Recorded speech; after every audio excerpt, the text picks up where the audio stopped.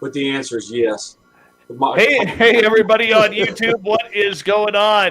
It's the final Friday of May, and what a great month it has been. We got a packed joint here tonight in SOR HQ, which is our YouTube channel, and it is the Friday Night Roundtable. Let's go to my. Oh, hold on, let me look at her here. Is that it? No, yeah, no, the other way. There she is. There she is. I see her now. There's Lynn Wallington, everyone. Saturday host. You might notice that she no longer looks like Tinkerbell. Now it's more like gorgeous librarian, psychiatrist, and a mixture of the two. And of course, you can hear her tomorrow night on Spaced Out Saturday. And Gary Spikes Jr. is there. He's got the poor boy hat on. Give us a wave, Gary. Give us a proud wave. Gary likes a good wave, so make sure you wave back. There's Nate Rudd. Literally, he used to bench 480 pounds, everyone. Yes, 480 pounds. Nate Rudd right there. That is still impressive to me. That is still impressive, Nader. Science Bob is here. Look at the glow. Look at the glow. That looks beautiful. And the man with about 1,868 podcasts that he broadcasts daily, Bryan Bowden, is here. We love Bryan around here. Wearing his Ogie Oglethorpe Syracuse hockey jersey. If you don't know what that is, please rent Slapshot. Go on Amazon or go on Netflix right now. Well, after the show, actually, and watch Slapshot. You will understand. Oglethorpe. Oh, yes. Gotta love it. All right, let's give a rundown, everyone who is here. Jack Clark taking home the gold medal tonight. The gorgeous Emily Bigelow, otherwise known as Alaska's greatest athlete, is here taking home the silver. And race fan with a bronze medal to follow up from yesterday's gold. The gorgeous Oddsy Ange is here. And the fake Bobbert Lazar. There we go. Bobbert Lazar. That's what you need to change the name to, Jan Yannick, is Bobbert Lazar. There you go. All right. The Ronald Penton is here, everyone. The Ronald Penton. And Trucker Andrew, hog that horn for us if you don't mind. High Typical Watch. And Ben from UFO Garage. How you doing, buddy? By the way, Ben from UFO Garage, you guys did an amazing job. Literally amazing job with Lou Elizondo yesterday. And everybody should literally go and check that out because you guys were phenomenal. Literally phenomenal. Not going to lie. Let's see. Where are we here? Okay, there's been Rocket 9. How are you? The gorgeous Steph Dickey and the lovely and talented Jennifer P. are here. Gorgeous Renee, nice to see you. Lovely Kimberly, nice to have you here. Aiden, nice to have you back. Thank you for coming on in. John Swan. And where am I stopping? Okay, that's where I'm stopping. The lovely and talented Dave Hurley is here, everyone. Dave Hurley will be signing autographs after the show. Line up to the right of the studio. He does not like eye contact, people, so do not make eye contact with him when asking for his autograph. All right, moving on. The lovely Cosmic Fleur is here. And we move on down. And where am I here? Yola Tango, nice to see you again. We always love it when you're here. We do. I promise you. And, okay, now I can go to the other chat room here because now this one's caught up. Now I can scroll down on this one. Ian Herndon, always a pleasure to have you here. And Oumuamua, I heard you did another flyby. Are you alien? Be honest, Oumuamua. Are you alien? Nicola, what's going on? Thank you for joining us. And Mental Pancake, Space Cow, nice to have you both here. Millennium, how you doing? Kevin S., what's happening, man? Jeremiah, good times, man. How you doing, brother? Good to see you in the chat room. Hallmark Corey, Dad said no Hallmark tonight because I'm on the fucking radio. And the kid all of a sudden shaped up, shipped out, turned the TV off, and he's watching Spaced Out Radio. I'm going to be honest. I have too much fun with that, Nate. I do have too much fun. Let's see. Magnus and the lovely Jessica McCreary are here. Paul Holland from New Zealand is here.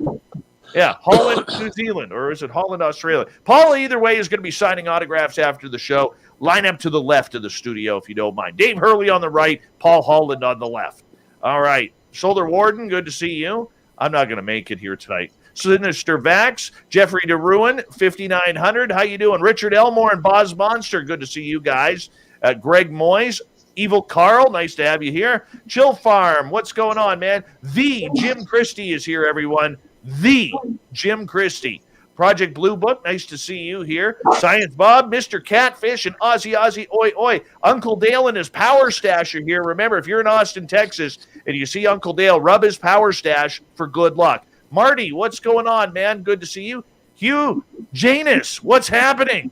Logan, J1, Virgil, thanks for coming on in. Mr. Man, Mr. Bombshell Bomber. Logan, what is happening? Keith Watson, thanks for coming on in. Here we go, people. Let's rock and roll.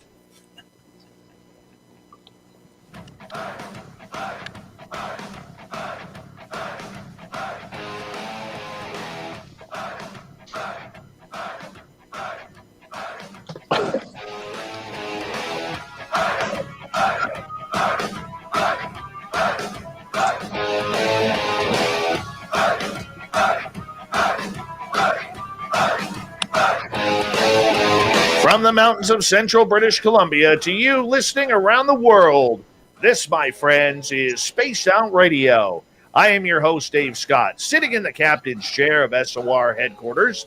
We welcome you to tonight's show on our terrestrial affiliates around North America, digitally on TalkStream Live, Revolution Radio, and KPNL. All of our archives are free by going to youtube.com/Spaced Out Radio. Do us a favor. Hit that subscribe button. You can follow us on Twitter at Spaced Out Radio and on Instagram at Spaced Out Radio Show. Our website is spacedoutradio.com, where we have a plethora of features for you, including rocking out to Bumblefoot and reading up on Captain Shirk's SOR Newswire. Tonight's show is brought to you by Chive Charities. Help make the world 10% happier by visiting Chive Charities today. You can find them on our website.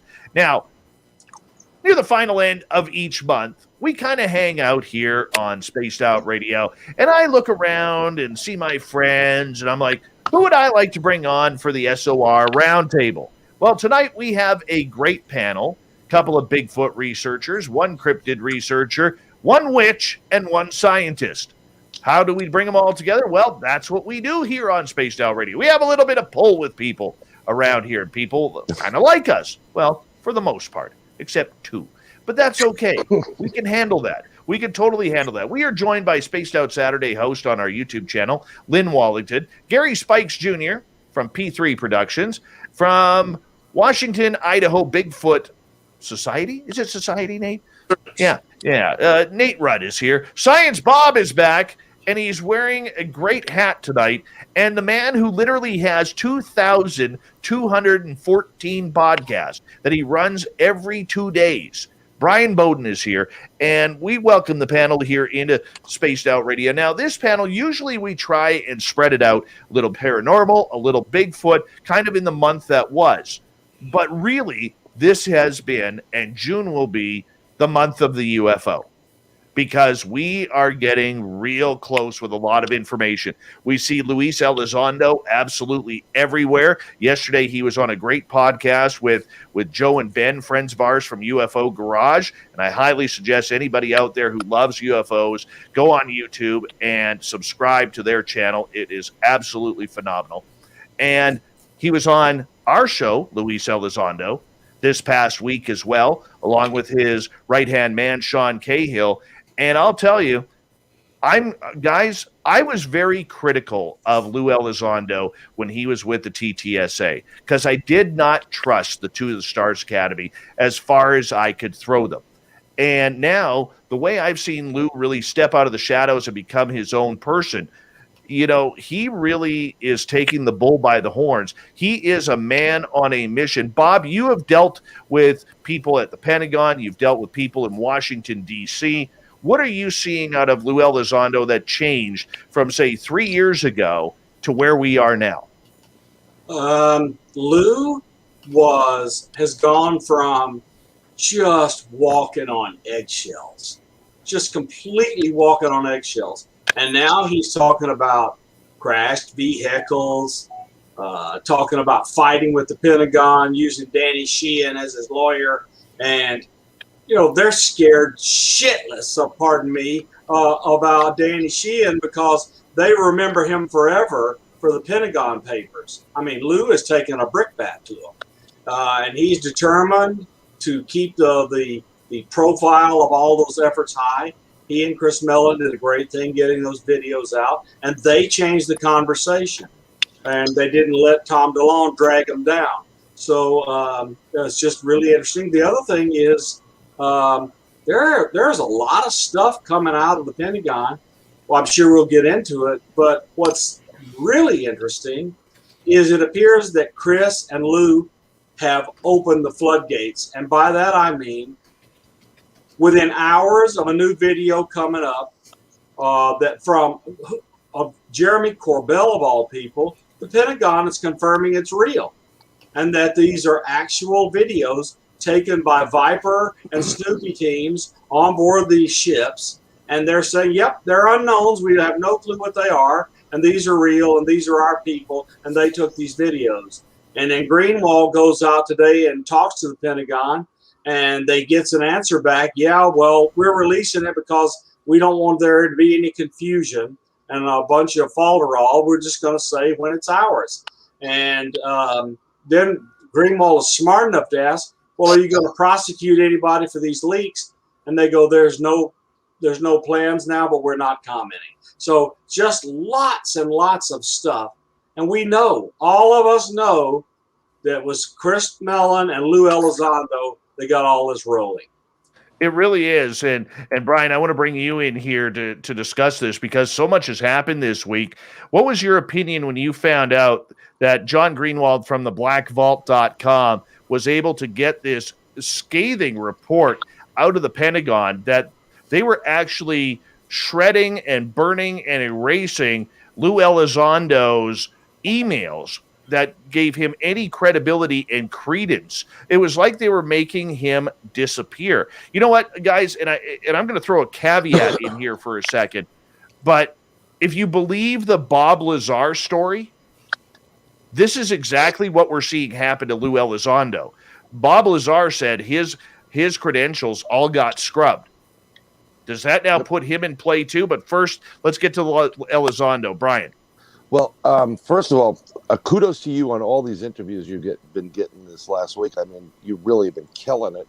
I appreciate all these individuals for their service to the country, separate from the UFOs. It's really important people understand that these people do what they do and, how it affects their families and lives. But given what's taken place, I think it's amazing. And I do believe Bob Lazar, by the way. And I do believe that they're going to do their best to put some kind of a collar on Lou. But it's not going to happen. Lou's been in this game a long time, and he's been playing a different type of game. And if you know people that do what Lou used to do, they're pretty versed at taking anything that's been thrown their ways, or as Lou was saying, arrows. So they could try to make him go away. He's not going to disappear. And I think this is really interesting. But I'm a little bit hesitant about what to expect on the 25th, because I really don't think people are going to get what they want. And I know everybody's screaming disclosure, but you may want to, put that aside and say it's not going to happen, because I don't think it will. But there's going to be some good information coming out from this point forward. They can't stop the flood right now. No, and like Elizondo said on Spaced Out Radio the other night, he said this is still quite a 50-50 split, Lynn, that there's 50% of the populace in Washington, D.C. that want this story out, and then there's 50% that are still trying to cover this up, whether it's for governmental secrets, whether it's for religion, whether it's because there's fear what's going to happen with the population.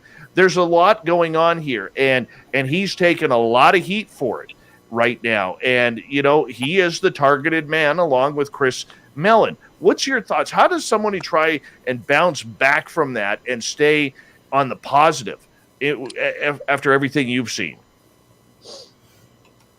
I guess he just keeps doing what he's doing. I've never been, Lou's cheerleader. I'm sure he's a nice enough guy, but I'm still undecided about him. So I don't really know. I mean, I guess keep doing what he's doing, but I don't know. I don't think that it's 50-50 personally. Maybe this is me being cynical. I think right now it's probably still like 80-20, 70-30 maybe if we're lucky, but 50-50 seems like a bit much. Like I have a hard time believing that we're there yet even.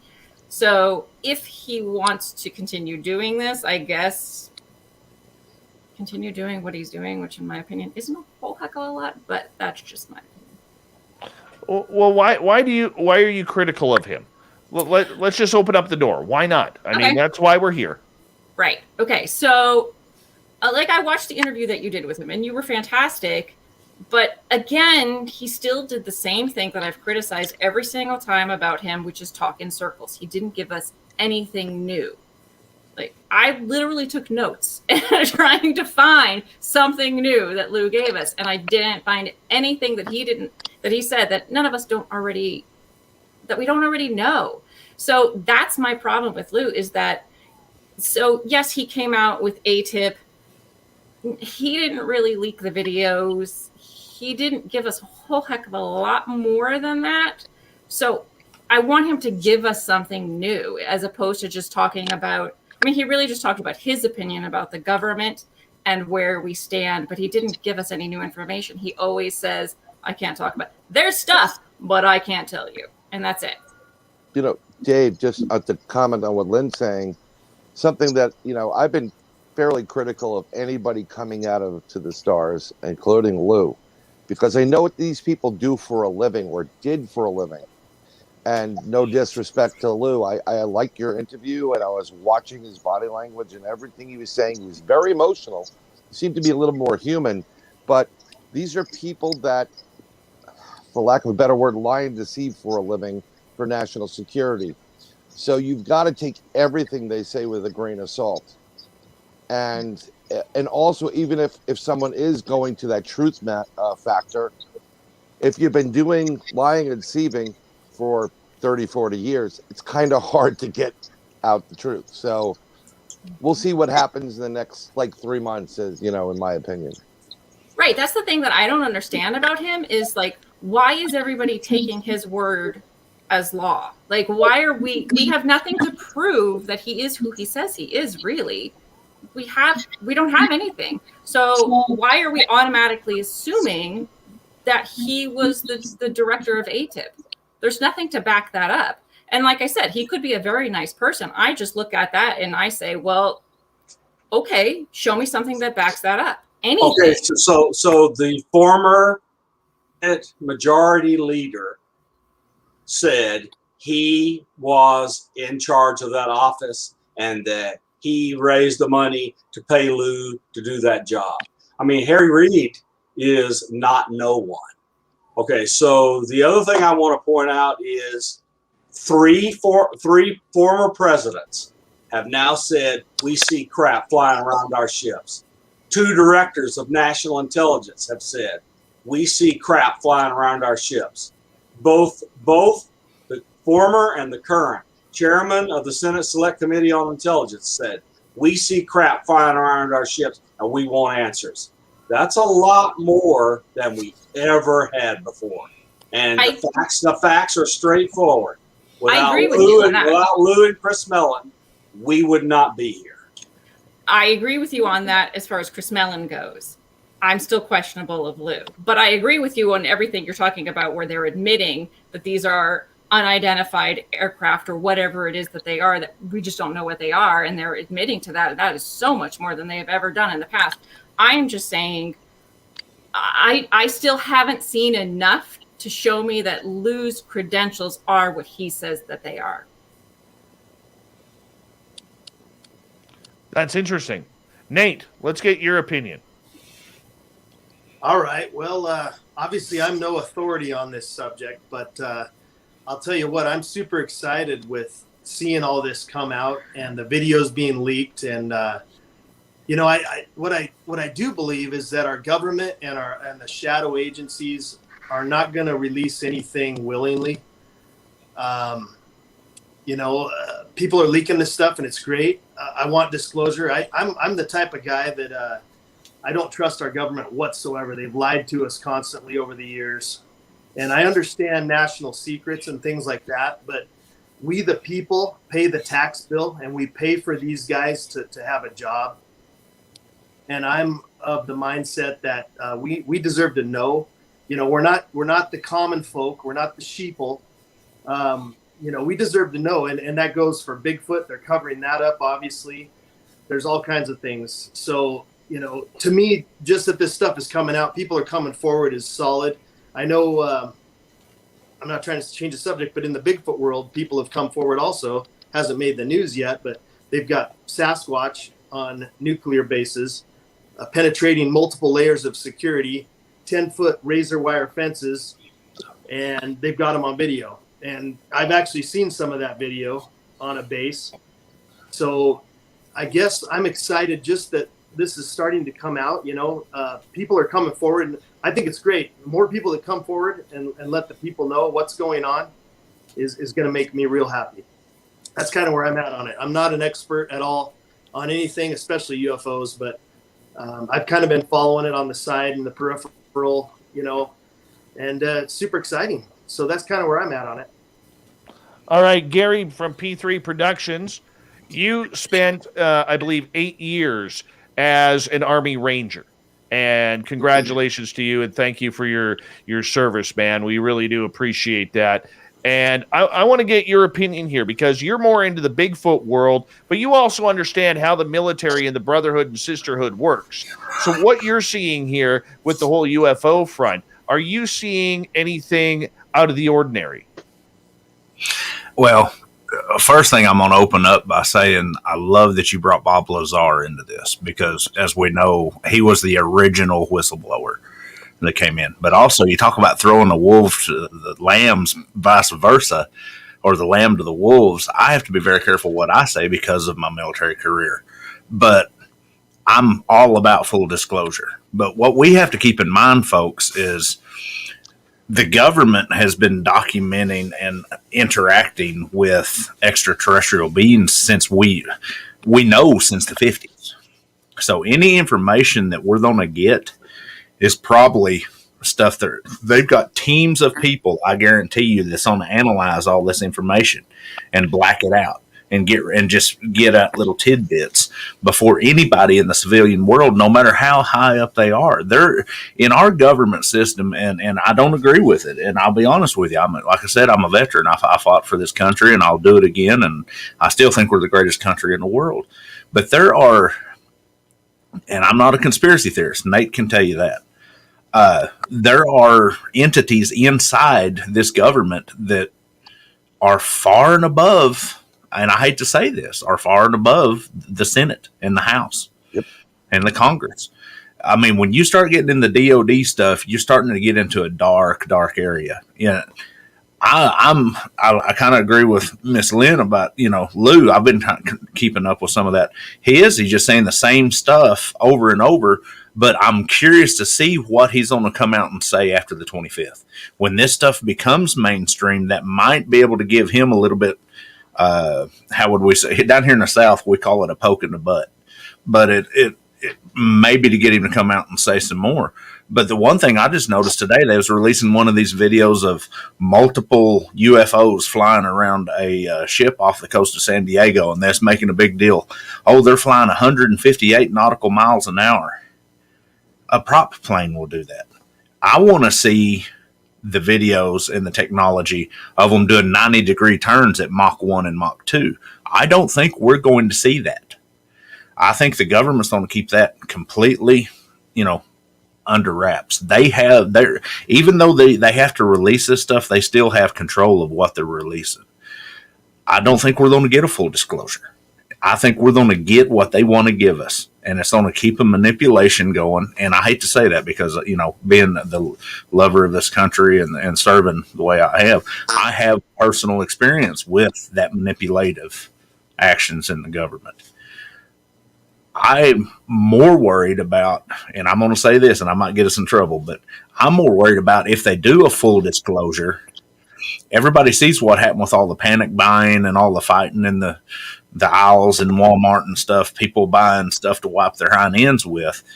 because of a pandemic. What are we going to do with an extraterrestrial invasion? And you know what? We have discussed that quite ad nauseum here on this, and I don't mind getting into it again because I actually had this conversation on a radio station that I was interviewed by in Ontario at Saga 960 with a great host there named Mark. And Mark's a good friend of our show here. And I do a weekly hit with him. And you know what? I don't think it's out of the ordinary, as we got about 3.5 minutes here to go before we go to break at the bottom of the hour, that we need, or the government is looking into the potential concerns of what happens if they do admit that there are aliens. I really do. If they admit that this is alien technology and this technology is coming from another planet, from another solar system, what is that going to do to people? I think of what it's going to do to the markets. I think the markets are going to crash outside of weaponry. Food. You bring up food. I think food is going to be, I'm stockpiling on Metamucil because somehow I think that's going to be the hot button topic and the hot button grab there. I don't know. But, I mean, we look at all of this stuff, Brian, and we do have a real concern on this planet because this isn't just something that's going to affect America. This is going to affect 7.8 billion people on this planet. 100%. And what you have to also understand is the government really is in control of this whole thing, and they can easily say, we really don't know what's going on, and we don't have any craft. We just don't know what these things are. And that's why we've been investigating it. They have an out. They have an easy out. And people could say, oh, we don't believe you. Well, no, they've been saying it. We don't know what they are. We showed you those videos that we have. And they can totally have plausible deniability. 100%. The second they open that door or give you anything else, it's over. So I think on the 25th, you're not going to get yep, you got it. We got green, gray aliens and reptilians and 12-foot beasts, and we really can't stop them from doing what they want. And also, when you look at some of these videos that are coming out in the military-wise, I'm sure there's a lot of infighting right now from the ones in the dark area, that may have released or may have been testing what they do have and got caught doing it. And now a lot of heads are rolling. So forget the panic buying. I mean, I don't think it's going to be there. The Metamucil is interesting. I would go with silver instead of that. But I don't know. I think there's something fishy about how quickly this is really ramping up, and everybody's now talking about it. It seems like a setup. It's kind of like that scene in the movie where they move the camera to the right spot where the dog's coming through the window. I don't know. I'm a tad cautious about this. The thing that bothers me is just the Stepford media and the Stepford politicians and the Stepford others. They all have exactly the same words to say. That should bother everyone. So, I mean, if it's real, the Stepford media will say, we have UFOs. In other news, they just won't give it that. They'll give it the wow factor for 10 minutes, and then we'll move on to something else we knew. I mean, even if you look at the Pope, what was it, last year or the year before last, he acknowledged that the church knew about alien life, and they just swept it under the rug. I don't think there's going to be a full disclosure. Society will. I mean, I hate to say it, if it becomes a full disclosure, society's going to collapse, like Dave said. All right, guys, let's hold on right there because we do got to go to break here at the bottom of the hour. It's a great paranormal panel. We're going to be focused on UFOs all night long. Nate Rudd, Science Bob, Lynn Wallington, Gary Spikes Jr., and the man with nearly 4,000 podcasts, Bryan Bowden. We'll be back right after this.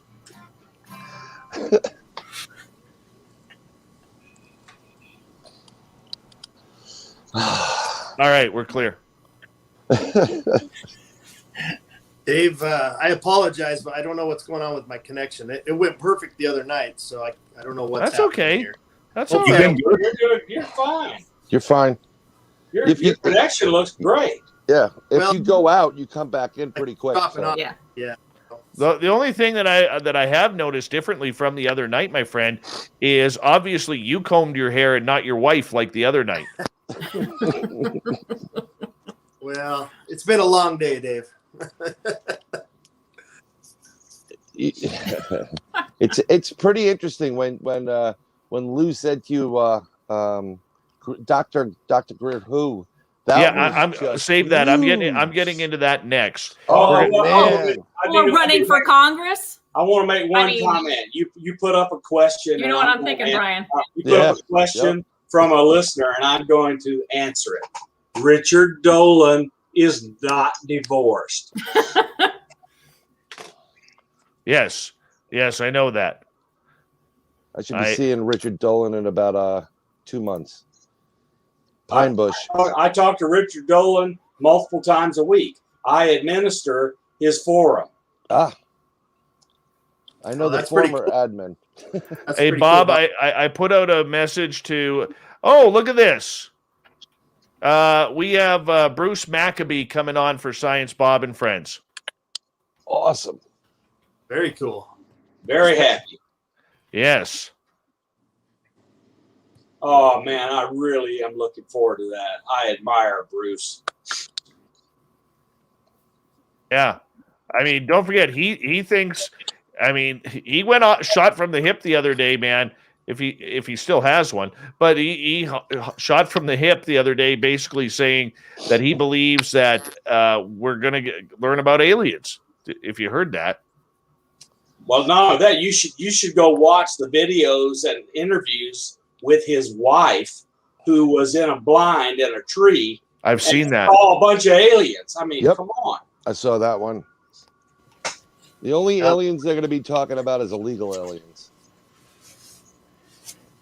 I do notice the border keeps coming up and everything. Yep. I just don't see it happening, unfortunately. I'm not trying to be a negative or a downer. I just don't see it. It's there's a lot more to this, and it's too little amount of time to get that report and what's really required that's behind it. Yeah. I mean, anybody Gary, you serve in the military, you know the deal. Yeah. There's stuff that you cannot talk about. Nope. So I keep trying to find out what is the current rank or GS level of the officer in charge of UAPTF, because I heard from Chris and or Lou that the person got 2 ranks lower or 2 GS steps lower for the current lead on UAPTF, and they promoted the admiral that was in charge up and out. So that's not cool. Nope.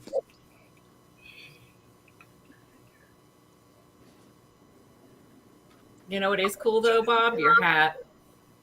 I like it. It's better than my shining chrome dome.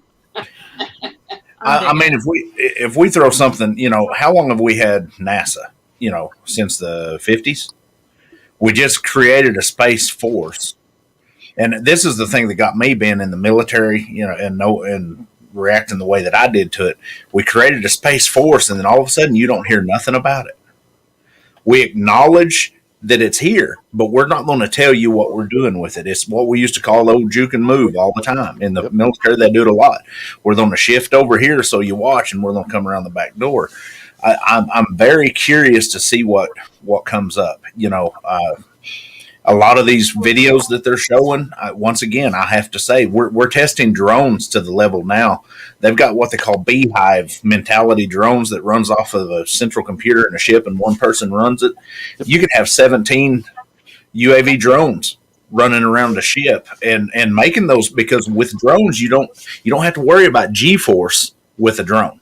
Right. You can make those turns with a drone. So it makes me wonder, all this stuff, I wonder if they're maybe just doing a little bit of a disclosure, just so they can open up, hey, look at this new toy we got, Yeah. That smoke and mirrors is always present with Lou. I'm sorry, but I know people in the business that are still in the business. Brian, hold your thoughts right there. Sure. Because I want to say a big thank you to Carl, to Andrew, to Catfish, to Ben from UFO Garage, Science Bob, and Media Fox for the awesome super chats. It's a great way to support what we do on this show on a nightly basis. Here we go.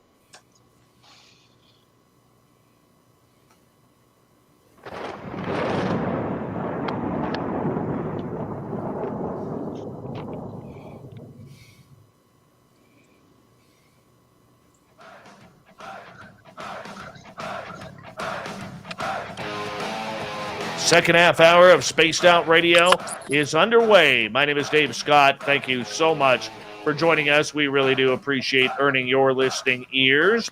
Want to remind you that if you've missed portions of this show or others, check out our free archives by going to youtube.com/Spaced Out Radio. Just do me the favor, hit that subscribe button. Our website is spacedoutradio.com, where we have a plethora of features for you, including rocking out to Bumblefoot and reading up on Captain Shirk's SOR Newswire. Follow us on Twitter at Spaced Out Radio and on Instagram at Spaced Out Radio Show. We continue on tonight with the SOR Paranormal Roundtable. In our panel, we have Science Bob McGwier, Nate Rudd, Gary Spikes Jr., the man with literally 3,215 podcasts, Bryan Bowden, and Spaced Out Saturday Night host on YouTube, Lynn Wallington. Panel, welcome back. Right before the break, Gary, we started talking about, the impact that this could possibly have if it is disclosed that aliens are here and are coming. My question to you is, what are you seeing as possible results from the public around the world, not just in the United States, not just in Canada, if all of a sudden President Biden comes up to the podium on June 25th or after and says, "My fellow Americans, we've made contact"? If that happens, honestly, I think a lot of the population is going to be like, see what happens. I knew it. But a lot of the population, depending on how they handle the next few days, and I think that's the reason they're doing these slow disclosures, is because, if a major UFO, and I don't mean to be talking scientific movies and science fiction movies and all this, but if we have an Independence Day thing happen, a big ship automatically just shows up on the planet, all sociological and everything is going to collapse. Like y'all said, the dollar's going to collapse. We'll have riots in the street. Look at what we're having already. I have to question what's their motivation. Do they want that to happen, or they not want that to happen? But when all that stuff happens, it's going to be left up to the preppers. I don't even want to get into that. But we will literally, the world as we know it is going to stop. And I have to bring this into fact because it's so much of a factor of everybody on the planet. This has been said in every nation, ancient prophecy, every ancient religion, all across the world, that this was going to happen. So you have to wonder, is it or is it not? It's just a matter of when, because I'm a true believer that there are extraterrestrial beings out there, whether they are extra dimensional or they're actually on different planets. And I think they're already here. But when we get the disclosure, I honestly, in my personal belief, I honestly believe that depending on how they handle it, I can't even talk. Everything's gonna collapse. It's just going to be pure chaos. Nate, how do you feel about it?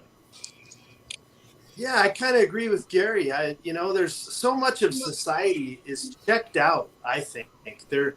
I hate to say it, and I'm not trying to insult anybody, but, half of our society, especially our younger generation, is so dumbed down. And our media, they throw garbage at us on a daily basis to distract us. Everything's a distraction to keep us away from what matters. And like I said before, I don't think they're going to disclose this stuff willingly. So, I don't think people are going to handle it well, like Gary says. Some of us have kind of prepared for it. But yeah, it's going to be interesting. I don't know what else to say there. All right, Science Bob, you get the final word on this one. So I'm a little more hopeful that if they have disclosure, there will be a lot of upset people, but I don't think things will collapse. That's my opinion. The other thing I want to point out is the report is being put together, UAPTF for the Pentagon, but it's an all-of-government thing, and DNI Avril Haines will deliver the report to the Senate Select Committee on Intelligence. She is a no-nonsense person, and she's not from the Pentagon, and we could see some really interesting stuff. Well, if we hear, hey, we've made contact with ET and they're from Zeta Reticuli, well, I think there'll be a lot of shock, but I don't think the world will collapse. 4.5 billion people on this planet pray to some sort of god or religious deity. Most of those people believe that anything coming out of the sky, Bob, is of demonic descent from the devil himself, and Armageddon is on its way. This is where I struggle to agree with you. Well, we'll see. That's all we can do is wait and see. This is true. All right, let's move on to another topic here, because when Luis Elizondo was on Spaced Out Radio a couple nights ago, all right, he dropped a bomb. Now, Third Phase of Moon is a YouTube channel here that has almost 800,000 subscribers. And behind the scenes, I've got to know the Cousins brothers a little bit, and I got to say, they're good guys. They are very good guys. And I know that we have talked recently about this and everything, and they're more in the Dr. Stephen Greer category because they've had a relationship with Dr. Greer over the years. Dr. Greer has been on their show, and lately, Stephen Greer, love him or hate him, has come out publicly really criticizing the work of Lou Elizondo, the work of Chris Mellon, the anti-threat movement that he portrays as ETs being all loving and all light, and basically calling Elizondo a shill, calling him a somebody who isn't being very upfront with this subject. Now, Third Phase of Moon agreed to get Dr. Stephen Greer on their channel to have a discussion, aka debate, about this entire topic, about what's going on. Let's clear the air. They got enough people on their channel where this could create some good UFO buzz. It really could. But Elizondo fired back on this show, claiming that when I brought up Dr. Stephen Greer, he said, "Doctor who?" And then he said, "I don't negotiate with terrorists." That kind of blew me away. It really did kind of blow me away here. So I'm curious. Bob, I'm going to start with you on this one because you know how that side works. What kind of shot over the bow was that from Luis Elizondo to Dr. Stephen Greer? Let's suppose that half of the contacts that Greer claims he's had with former CIA, DIA, presidents of the United States, etc., are true. These are not people that like to have these private contacts blabbed about. And Admiral Thomas R. Wilson was director of the DIA, and Greer had a contact with him and brought Eric Davis into contact with Wilson, and all of it just kind of got dumped out in the wide open. Greer was really kind of an amazing, impactful person. Kind of the first 10 years everybody knew about him. That's arbitrary, but it was through the Rockefeller meetings, through the National Press Club day where he brought all these generals, politicians, etc., and they attested to the fact that they were witness to and had evidence of, from the FAA to missile battery operators, etc., that these things were real. And then kind of after that, there was a sea change when To the Stars Academy came out. And it was, these people are going, the To the Stars Academy people are from the government side, and the government side people involved, all of them are national security state people, whether they're contractors like Lockheed Martin connected, or whether they're CIA connected, or whether they're DIA connected, or whether they've worked for the intelligence community most of their lives.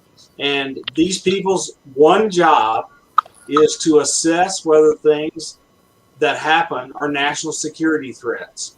That's their job. Their job is this a national security threat? The other thing we heard from Lou the other night was, we don't know whether or not this is a national security threat, but if it's not, great. But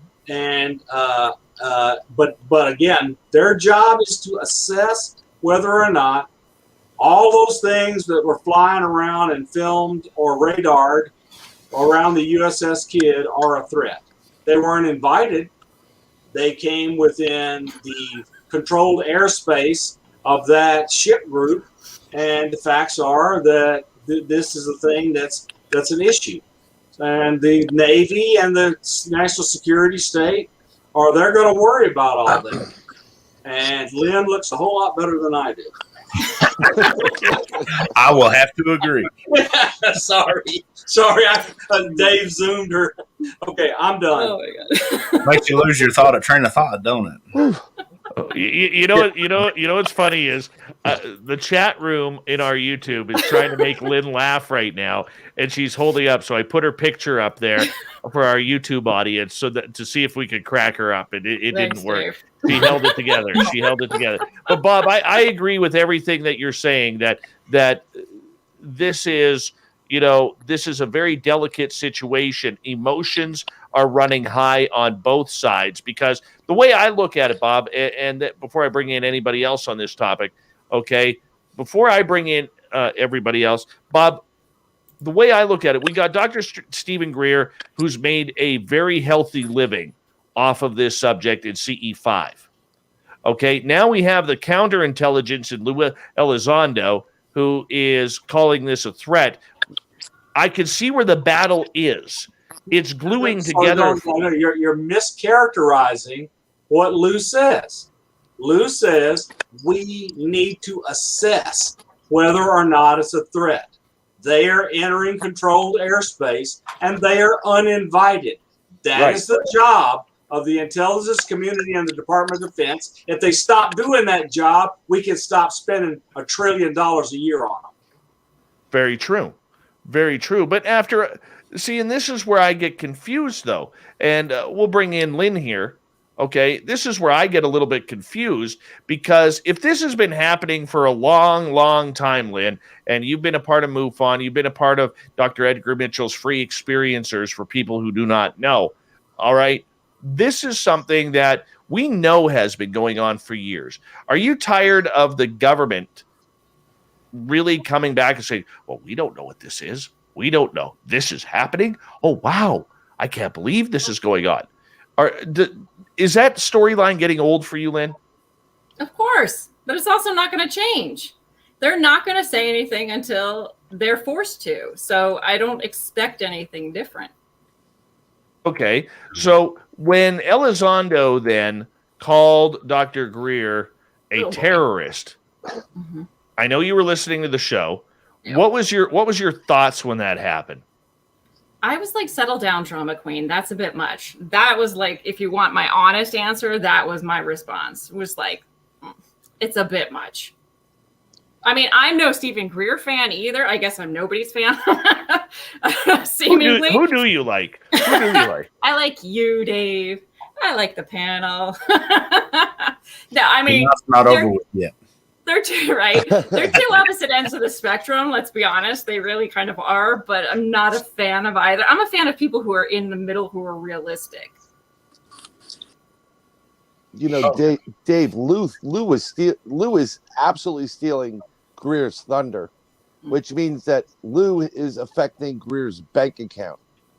And I am not a fan, I never have been a fan of Dr. Greer, because everything with Dr. Greer, and that's him trying to get it onto my show or anything, I have a 15-page document with questions of what I'm going to do for Greer and how much he's going to get paid. Now, Greer's main focus has always been this Project Bluebeam and this alien ships appearing in the skies and they destroying. It's a fake invasion type of thing scenario. So that's what he's always been preaching. Okay, what Lou is saying, and I give him credit for it, is we have these things coming into airspace. We have to assess if they're a threat or a non-threat, because if they're a threat, we have a serious problem. We can't counter that under what we all know, not what the black projects are. So we have to be careful about that, because they can do whatever they want. They can go wherever they want. We've seen it on bases, and we've seen them shutting down nuclear, missile silos. I mean, there's crazy stuff going on there. But if they're not a threat, it is a vehicle for us to maybe welcome these new beings or whatever they are to come and have a dialogue with us. So that it's a double-edged sword. Greer's just pissed off because no one's focused on him at this point. And the problem with him is when he said terrorist, I was cracking up. You know what? Look, you can believe in whoever you want to believe in, but I know that when I've encountered people that believe in Greer, Dr. Greer, I call it the cult of Greer. They are one step away from putting Nikes on and selling roses down at the airport and then drinking some Kool-Aid. And don't get me wrong, I give the guy credit for getting these people to talk and really making this a national issue. But that guy's got a lot more ulterior motives than anybody else. And he's not ashamed to put it out there. Just give me $1 so we can get this movie. I want $1 billion. $2,500. No, I'm talking about one of his last before the last movie, the movie before last. We're just asking for $1. We're trying to get 1 billion people to donate $1. So am I. I think so is everybody on this panel would like give me $0.25 instead of $1 from 1 billion people. I mean, it's a little bit, you're talking about, this is the problem. You follow the money. Okay, we know where the money's going through the government. It's black projects, $10,000 toilet seats, wink, wink, right? But with Greer, where is it going? He's pretty much living high on the hog. And how does a doctor who is a nobody start giving briefings to presidents? Because that doctor is not just a nobody. That doctor is well connected and on some of those dark projects. So you got to really look at who you're talking to. At least Lou's coming out into the light. And I'm not a big fan. I respect what he's doing, but I'm suspect of all of them. All right, Gary, I want to get your opinion. I've got to be very careful because I'm going to end up going one direction. Y'all going to go another, and y'all all going to be coming after me. Here's what we got to look at. One thing that we always said in the military, the more you know, the less you speak. The more you know, the less you let people know you know. My biggest red flag on this whole deal, and I haven't followed these guys near as much as y'all do because that's not my cup of tea.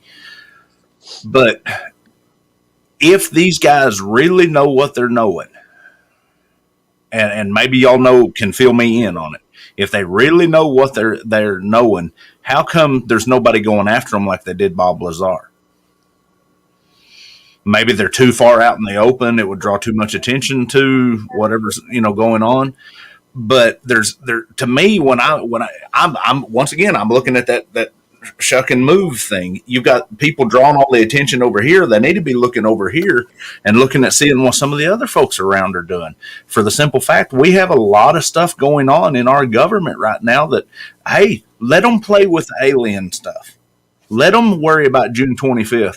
You might start looking in the House bills and stuff, the schedule, and to see what bills is coming up to that point, because they might be doing this to pull your attention over here and not worry about what they're doing with all this trillions of dollars going in the yes. I have to, like I said, I got to be. Y'all got me in a bad. It's not a bad spot. It's a great spot. Dave, you're 100% correct. You're 100% correct. I think it's I honestly think it's a plan. And I think the two are feeding off of each other, but it's like, watch. Even the government's like, watch these guys over here while we pass this stuff in the House over here and you're not watching. Right. And I could see it. I could see it totally. Nate Rudd, I want to get your opinion on that. Yeah, I missed a little of that, but like I said, I just think that they're not. The thing is people are coming forward, but if the government wants to shut you up, they're going to shut you up.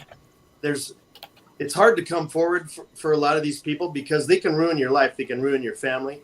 They could show up at your house with 20 armed SWAT type, members in military gear and arrest you and get you on tax evasion, or there's all kinds of things they can get you for. So that's going to be a problem with people coming forward with this stuff.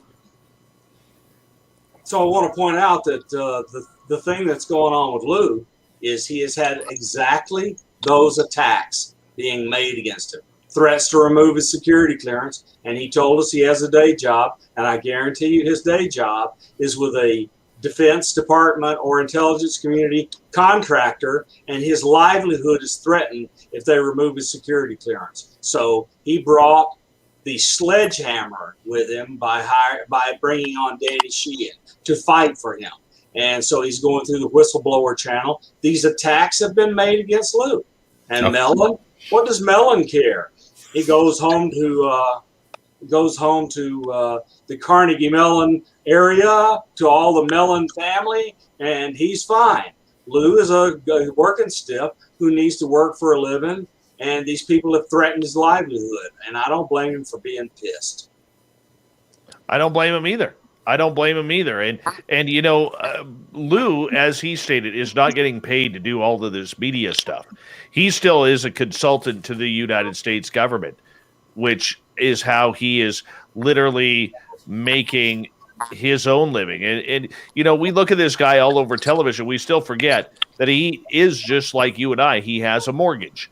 He has bills to pay. There's hydro, there's cable, there's internet, whatever it may be. And we all have those bills. And as Bob said, if it gets cut off, where do we go from here? We got 90 seconds left. I want to put you on the spot for the last 90 seconds. How much did Greer want to appear on your show?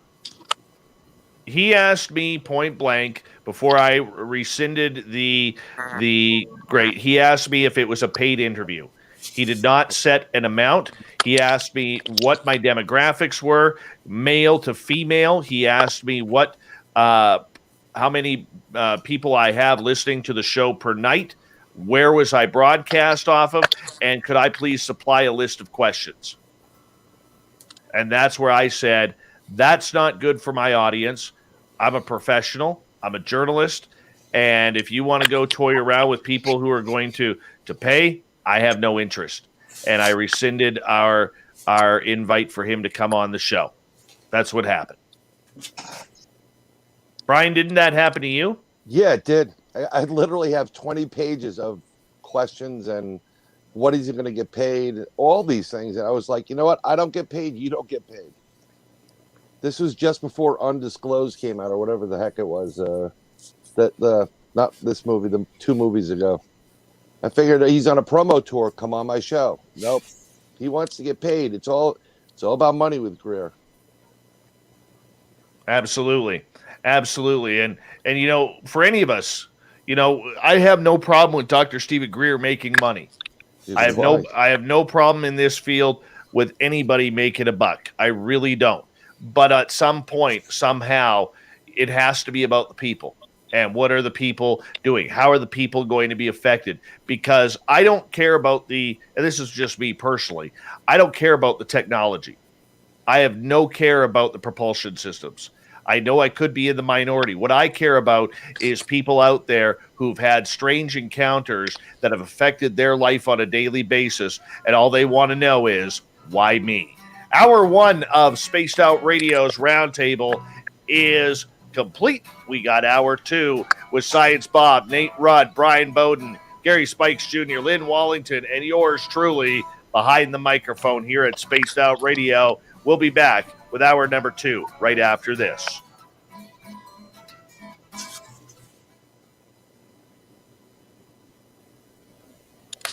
Hey, Gary, can I get you to turn your microphone just down a tad?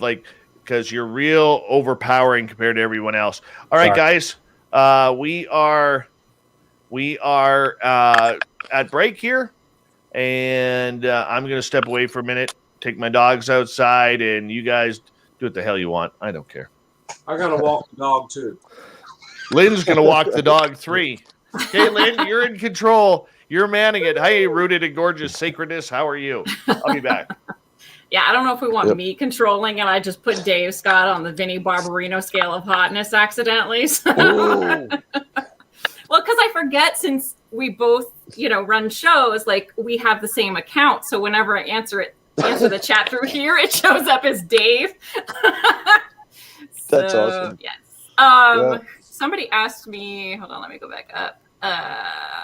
Solar Warden. Yes. If you're talking about those are oils. Yeah. They're essential oils on the shelf. But if you're talking about over here, there are some oils over here too. And here's your Syracuse Bulldog jersey right there. Nice. It says Oglethorpe on the back. But yeah, I'm with Dave because we drove down to Florida like the 4th or 5th. Mm-hmm. And on the way down, we were going to stay in Florence, South Carolina. It's like the halfway point for where we are roughly. And they shut the highway down just at the tail end of North Carolina. So I got on some side roads. So I got my wife there, my 2 kids in the back. It's about 12:15. I should be in Florence at 1:15, no later than that. And we get on the side road, old dirt road, whatever, see this really cool craft. I pull over on an old country road and watch it, wishing I had my scope. I figure I sit back in the car. The next thing I know, I look up, kind of have a headache, and my little Waze says, "Do you want to resume?" I'm like, "Yeah, of course." That usually happens when you've been for a while. So I hit the resume button, and it says the estimated time on it. It says you'll be there at 4:16 in the morning. And I'm like, what the hell just happened for 3 hours? Ooh. Yeah. Just you or your wife too? Me, my wife, and my 2 daughters. And actually, interesting, last Saturday, my daughter, who never has a nosebleed, had a big time nosebleed. This chunk of stuff came out, like really big. So I've had missing time before in investigations. The first one, we were supposed to get Rosemary Ellen Guiley to regress this, but unfortunately Rosemary passed away. But I talked to a couple other people that are big time experiencers for both U.S. Military abductions and aliens. He goes, "Do you sleep okay?" I'm like, "Yeah." He goes, "Don't get regressed." So I don't want to know what the hell happened in those 3 hours at all. So when I was 18 years old, I picked up my girlfriend from college, and we were going to drive home, and we got about 30 minutes into our trip and woke up an hour and a half later with no frigging clue where we were. No clue at all. Wow. Drifted around for 15 minutes to find where we were, drove home, and everybody was panicked. I said, "Look, I'm sorry." I made up an excuse. I said, "Look, I'm sorry. I just got lost. We found our way, and we're fine." Right. It's interesting because there's a couple in my family that they don't complain ever about headaches, and everybody complained about a headache. And there's a lot of interesting little side effects, and I've been investigating without revealing to them what's been going on or what happened. But it's par for the course. You investigate UFOs, this happens. You investigate Bigfoot, he throws a boulder at you. It's the same thing, It's par for the course. I had weird crap, migraine headaches until the missing time, and 2 weeks after, I changed everything about my life, and guess what? All the migraines went away. Yep. And then you get the ear ring and the high pitch. Oh, I have tinnitus ever since then. I did an interview a couple of nights ago with Justin Cancelleri. He does Beyond Reason, and a psychic, Katie Turner. And while we're doing this type of interview on Zoom, you saw Katie looked up and looked, and she was like kind of looking. So after the interview was over, I said, "What the hell did you see behind me?" So she basically saw I sent her images. She goes, "It looks like the Scream face." I said, "Oh, well, that's interesting." She says, "But she got an alien vibe," and I sent her pictures of some of the bigger gray aliens. She goes, "Holy crap, that was exactly it." I knew exactly what was behind me. And what's behind me is about a foot before you hit 7 stories to go down. So, story of my life. This is why I investigate it. when I'm not doing 15,000 podcasts according to Dave. Yes, you are. So You can't deny that. Deny that. No podcasting. Bullshit on you. I'm going to be going Sasquatch in a couple of weeks, though. Let me throw something at you. Do y'all understand how weak we are as a species right now? Oh yeah. Oh yeah. They're shutting down they're literally proving to us they're shutting down our nuclear missiles. That's our big bada boom. And they shut it down just like that. Look what happened in Texas a few months ago when the power grid went down. People died from from the cold. We are so dependent upon our weak technology system. And no wonder the government's wanting to keep it quiet. All right, guys, hold on. We're here on 20 seconds here. I want to say a big thank you to Carl ×2, Andrew, Catfish, UFO Garage's Ben, Science Bob, and Media Fox for the awesome super chats. It's a great way to support what we do. Thank you to all our new subscribers that are tuning us on in. We really do appreciate it. And here we go with the second hour.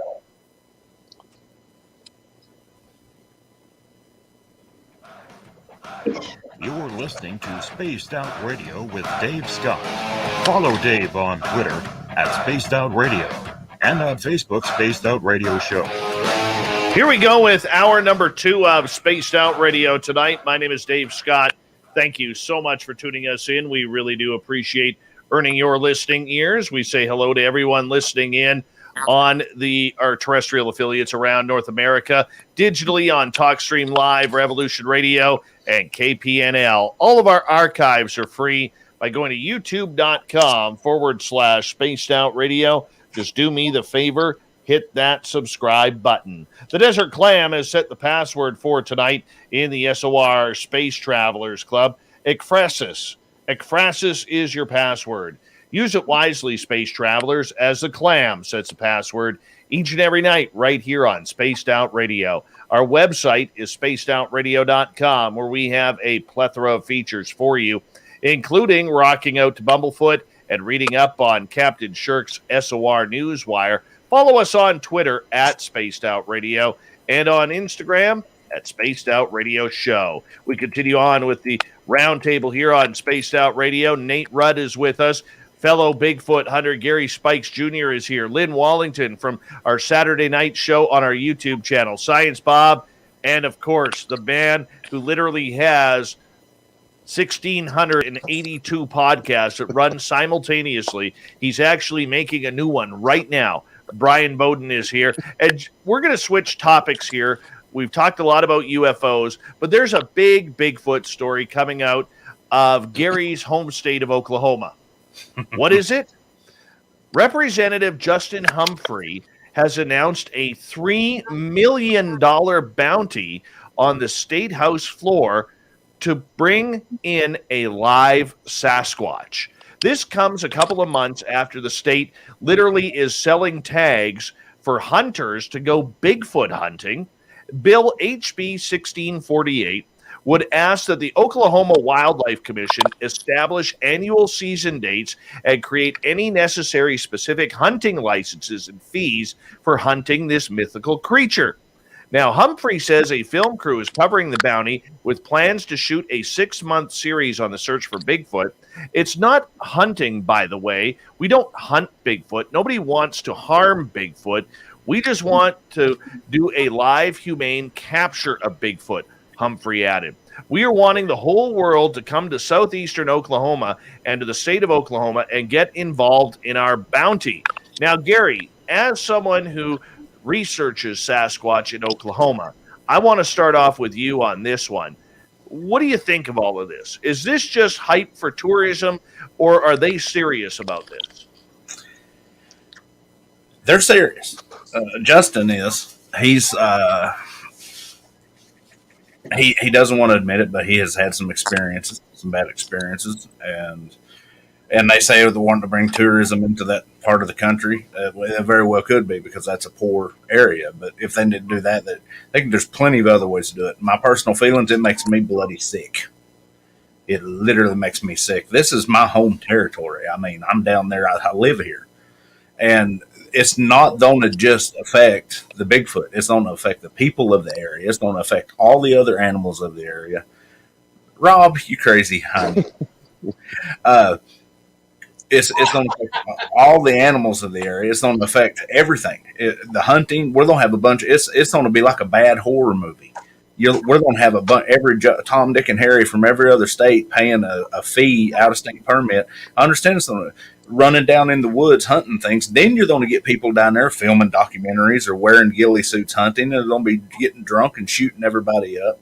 Then not only talk about that, they want to talk about catching them alive. They're going to be setting traps down there, destroying the terrain, putting deadly traps in. It's just a bad thing all the way around. All right, Nate Rudd, you're a Bigfoot researcher in the state of Washington. What do you think? $3 million to capture a live Bigfoot? Well, they can save the money because it isn't going to happen. I'll tell you that right now. Guarantee it. It's not going to happen. Why do you say that? It just won't happen. No one's going to catch one. I mean, it's a possibility someone could kill one. That's a real possibility, but and I doubt that's going to happen also. But myself, I would never shoot one, not even for $3 million. No. But I believe they're a people. I believe they're another race of humans. So that would be, to me, it would be like murder. And that's just my opinion.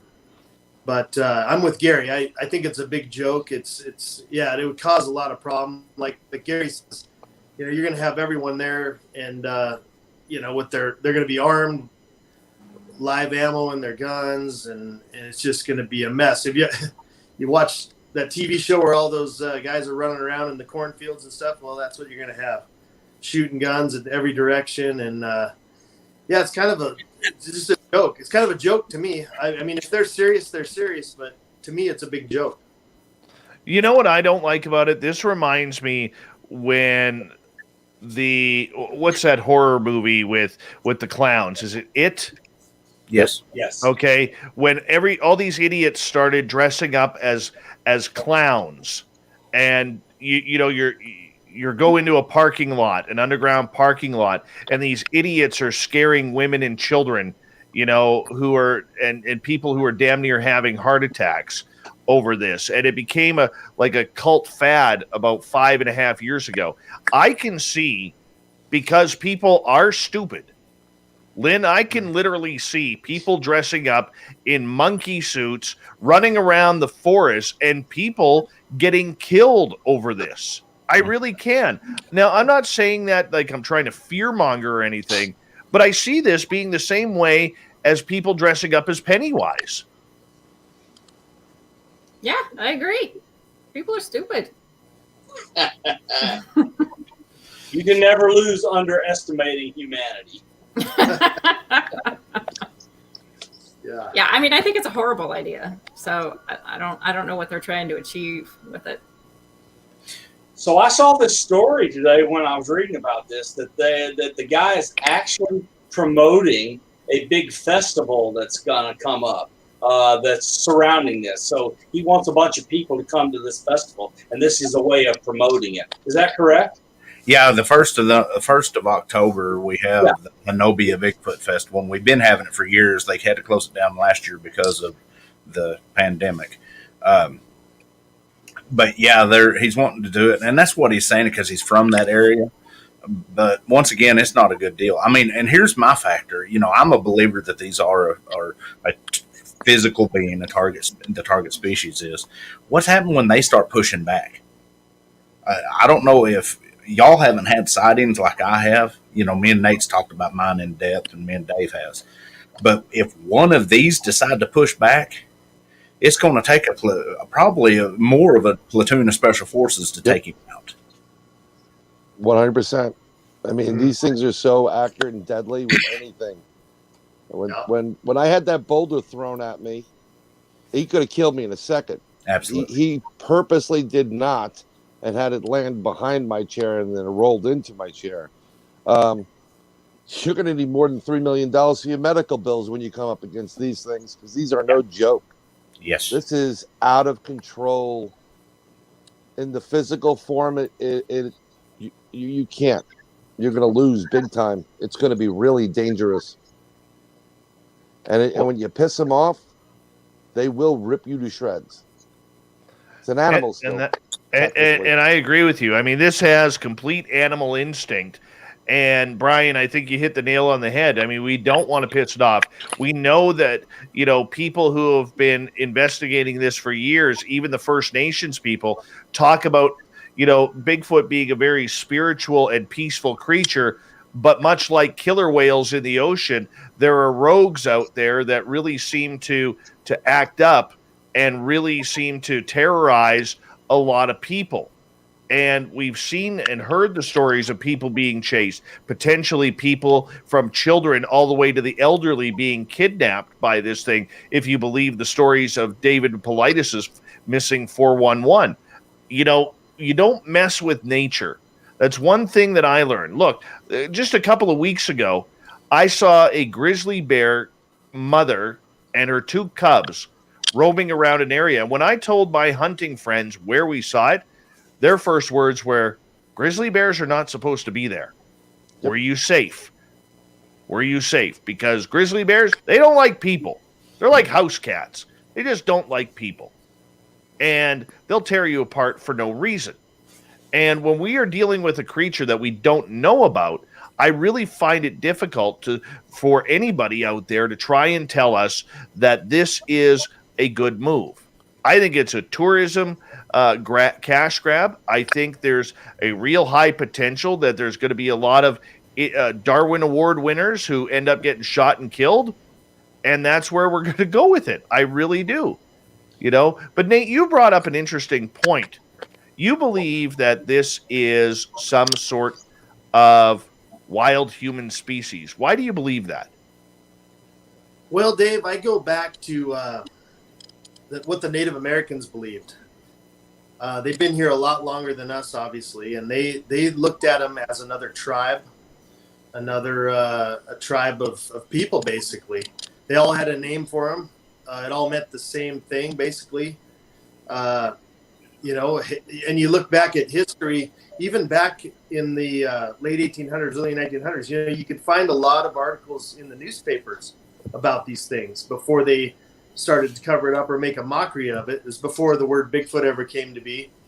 They called them wild men, hairy men. The Native Americans called them mountain devils, Indian devils, and so I just believe that they are a people. And there's been a DNA study. I mean, that's the thing. I mean, we have the DNA, the 110 samples collected by a group of people, highly, highly respected people, a highly respected DNA scientist, Dr. Melba Ketchum.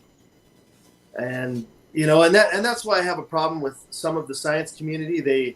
They smear people. If it doesn't fit their narrative, they go after them. They try to ruin them. And so I'm a little sour on some of the science community, not all of them, but we've got the DNA. We've proven that we know it's a human mother and an unknown father. Okay. And it drives me crazy. I mean, what else do we need to prove it? I don't know what else to say on that, Dave. All right, Gary, do you think they're a form of wild people? I started out thinking it was a primate, and the more I'm finding out and doing research and hanging with guys like Nate, like we do, and discussing this thing, because we have a group of guys that's pretty adverse in the Bigfoot topic and different. No, we got our own opinions, but and dealing with them like we have, and of course after I seen the one, it changed. My whole scope of prospect changed. When you see one at 18 inches, it changes you. I do. I believe that they are a primitive man. I've got every intention that they have language, that they have comprehensional skills, that because I've seen too much of it in the trackways, in the reactions with each other. I mean, they're at least at the level of a chimpanzee or more, and I like to lean towards more because just flat out the intelligence in the eyes of what I see. Bob, is it possible that there is a wild human species roaming around the forests of North America?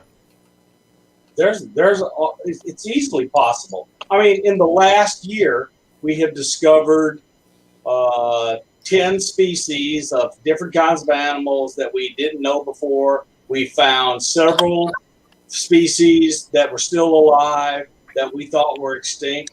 You know, we're ignorant. We're really ignorant. And I want to recommend my kind of introduction to this, because I respected him so much, was David Paulides' books. He started before Missing 411. He wrote a ton of literature on Bigfoot, and it's worth reading. It's kind of serious business work, because he's a serious business person. And it was the books are good. I mean, I don't have any personal evidence or personal involvement because I haven't had a chance to be involved in any of it. But to say that there's not a species that we don't know about, that's foolish. It really is. How about you, Lynn? Well, I'm going to agree with what Bob said. Like, I personally don't have any experience either with Bigfoot, so this one is kind of out of my realm of personal knowledge, but I absolutely think that there could be a species that has just been undiscovered. So I don't know. Anything I say is going to be kind of theory and or conjecture. So. And Bryan Bowden, who has at least 87 podcasts on Bigfoot alone. 60 are with Bigfoot. I started off also believing, the great ape or some kind of connection there. I believe these things are their own species, not necessarily relating to human beings like man or the humankind. They are its absolute own. And here's where the woo comes, Dave. This is from personal experience. I believe that they are both physical flesh and blood creatures and have an innate ability to go interdimensional or dematerialize, change their form and energy, and then that's why you can't find them. And that's another reason why no one's going to catch these things. I think you could be right there. We really don't know. Bob, I want to ask you, is it possible for anything to be interdimensional? You're the scientist. I don't know the answer to that. I know that we are just now finding out how to make stable wormholes. We know how to make stable wormholes now. This is good, solid, theoretical physics done by extremely well-known, high-powered physicists that are working at the Institute for Advanced Studies, where Albert Einstein and Freeman Dyson, etc., work. I mean, this is real work. So to say that it's not possible, I'd be an idiot, because I now know the equations that tell me how to make a stable wormhole. So no, I believe it's possible, but I just don't know. All right, Shadow Time is asking a question here for the panel. And normally, I on the roundtables, I don't bring in questions from the audience, but I think this one is something to consider. Shadow Time is asking, does the CIA consider Bigfoot to be a threat? Does anyone here know the answer to that? I don't know the answer to that, Dave, but I imagine that they would be, because we can't control them, right? And they have special abilities that we don't understand. And I think that's part of the whole picture of them, of why they're hiding this from us, the knowledge that they have these abilities, and they know they have abilities. Like I said before, they've gotten through multiple layers of high security fencing and stuff like that on military bases. I mean, we could go on and on about their abilities. I think some of us have experienced those abilities, but that for some reason they want to keep that from us, and I'm not sure why. But I could say that I think it would change everything as we know it, right? If they can mind speak, if they can cloak, if they can disappear into another dimension. I'm just throwing all this out there. I'm not saying it's all true, but I just believe that it goes along with this UFO thing, where the government, there's certain things they just want to keep us on the, they want to keep us dumbed down. They don't want us to know this stuff. And I think over time, over the thousands of years, we had abilities like this, way back, and we've lost them over time. I'm just throwing that out there. I'm not sure, but I just believe that they just don't want us to know. It changes everything as we know it, doesn't it? I think it does. I think it really does. I mean, look, we don't know what this creature is. We know that it is absolutely everywhere in North America outside of major cities. All right. Now, I don't know if I fully believe a lot of the rumors and conjecture that we see out there, and I know there's others in our chat rooms and potentially on the panel who do. But I live in an area where there's Sasquatch. I went out last weekend looking for Sasquatch. I didn't even see a deer. I mean, it just goes to show you how easy it is for a monster like Sasquatch that could be 7 feet, 9 feet, 10 feet tall to hide in the middle of a forest, in the middle of a jungle, because there are jungles around here. If you look at the West Coast, where we're in a natural rainforest, people tend to forget that here. So, I mean, the fact that this creature can hide easily is simple.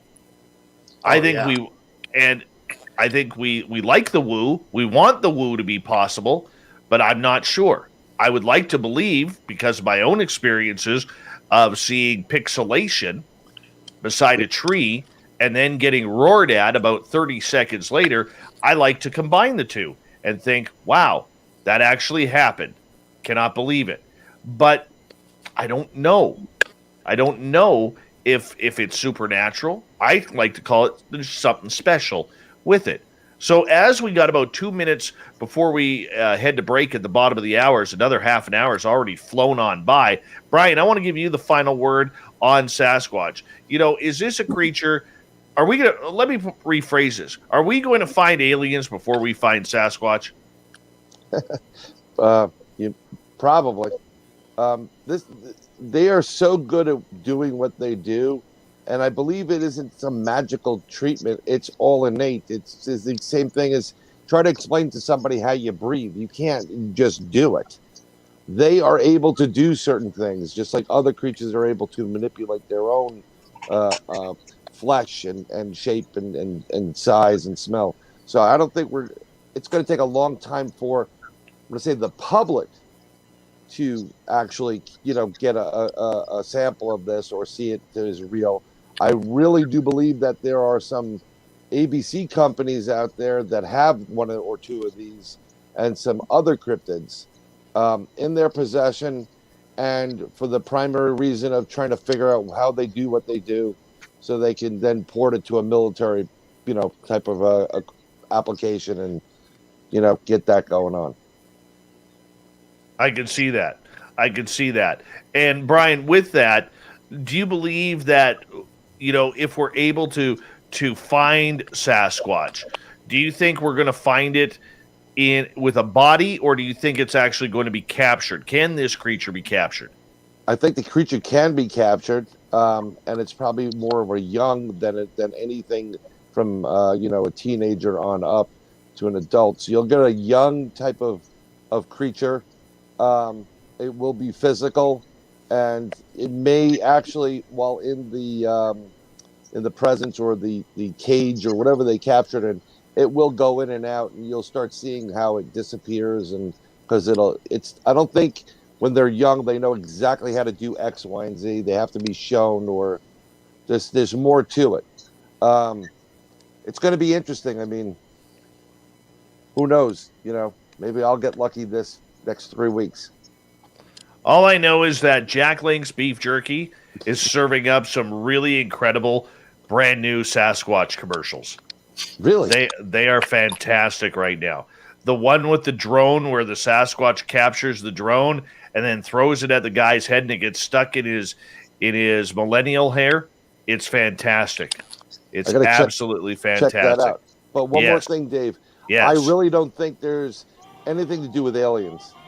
They're two separate everything. Well, so is Ogie Oglethorpe, Yes, Bryan Bowden, Science Bob, Nate Rudd, Gary Spikes Jr., Lynn Wallington. The SOR Round Table continues right after this.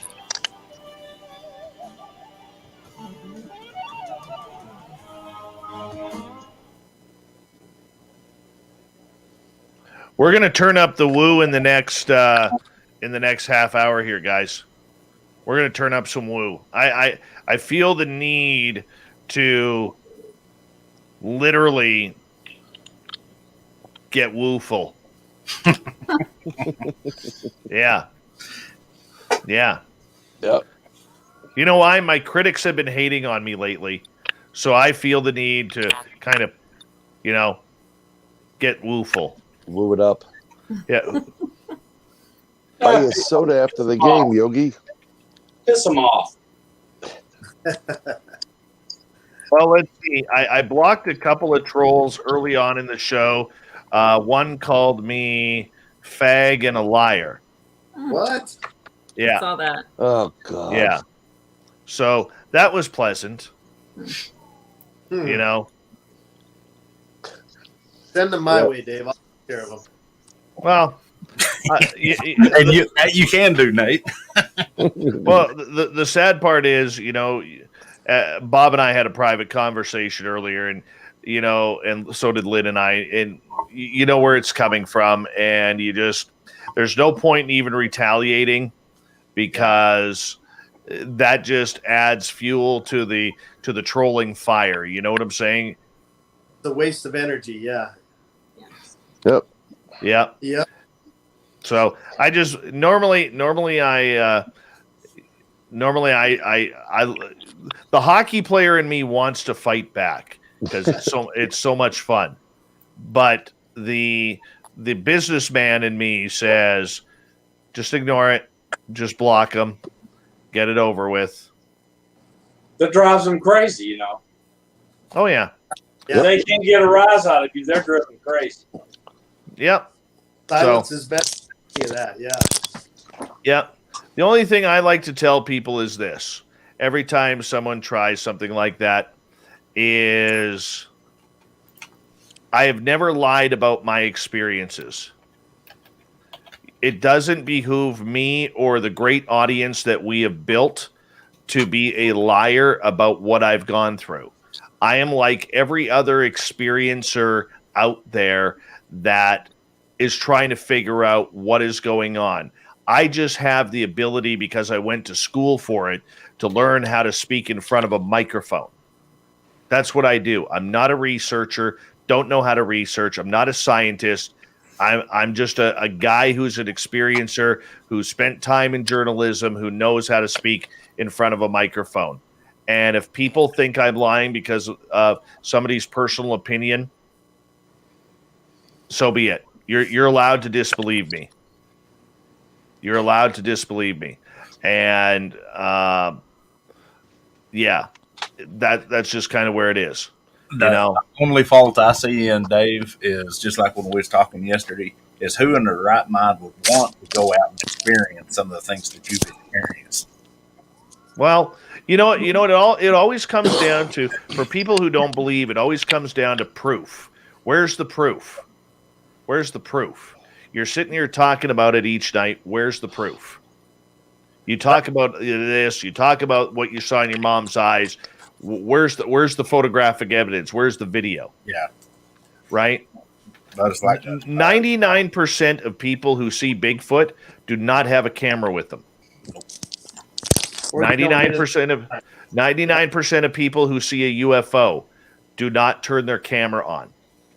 99% of people who see a ghost are literally shocked that they saw what they saw because it's such a fleeting glimpse. Out of the corner of my eye. I turned to look, but it was gone. I cannot put my finger on it now. The child is grown. The dream is gone. I got all the respect in the world for UFO folks. You UFO folks. For the simple fact that us with the Bigfoot guys is the worst we can expect is they're going to rip us apart and eat us. You guys, they ain't no telling what they're going to do to you. 17.5-inch cast. That's awesome, Brian. Wow. That is cool. Upstate New York. Nice. Big boy or girl. Oh, yeah. Put it this way. Like, I see the comments in the chat room right now, and I'm very cool with a lot of banter. I love bantering. I love that insult type humor. Like when you guys are giving it to me on my birthday or whatever. That was hilarious. What you deserved it. Oh, true enough. I watch what like our regulars like Vin and Rye Guy and Fapster and Fast Hemi and others put out there on a nightly basis, and I literally have to bite my lip in order to not laugh. Hold on.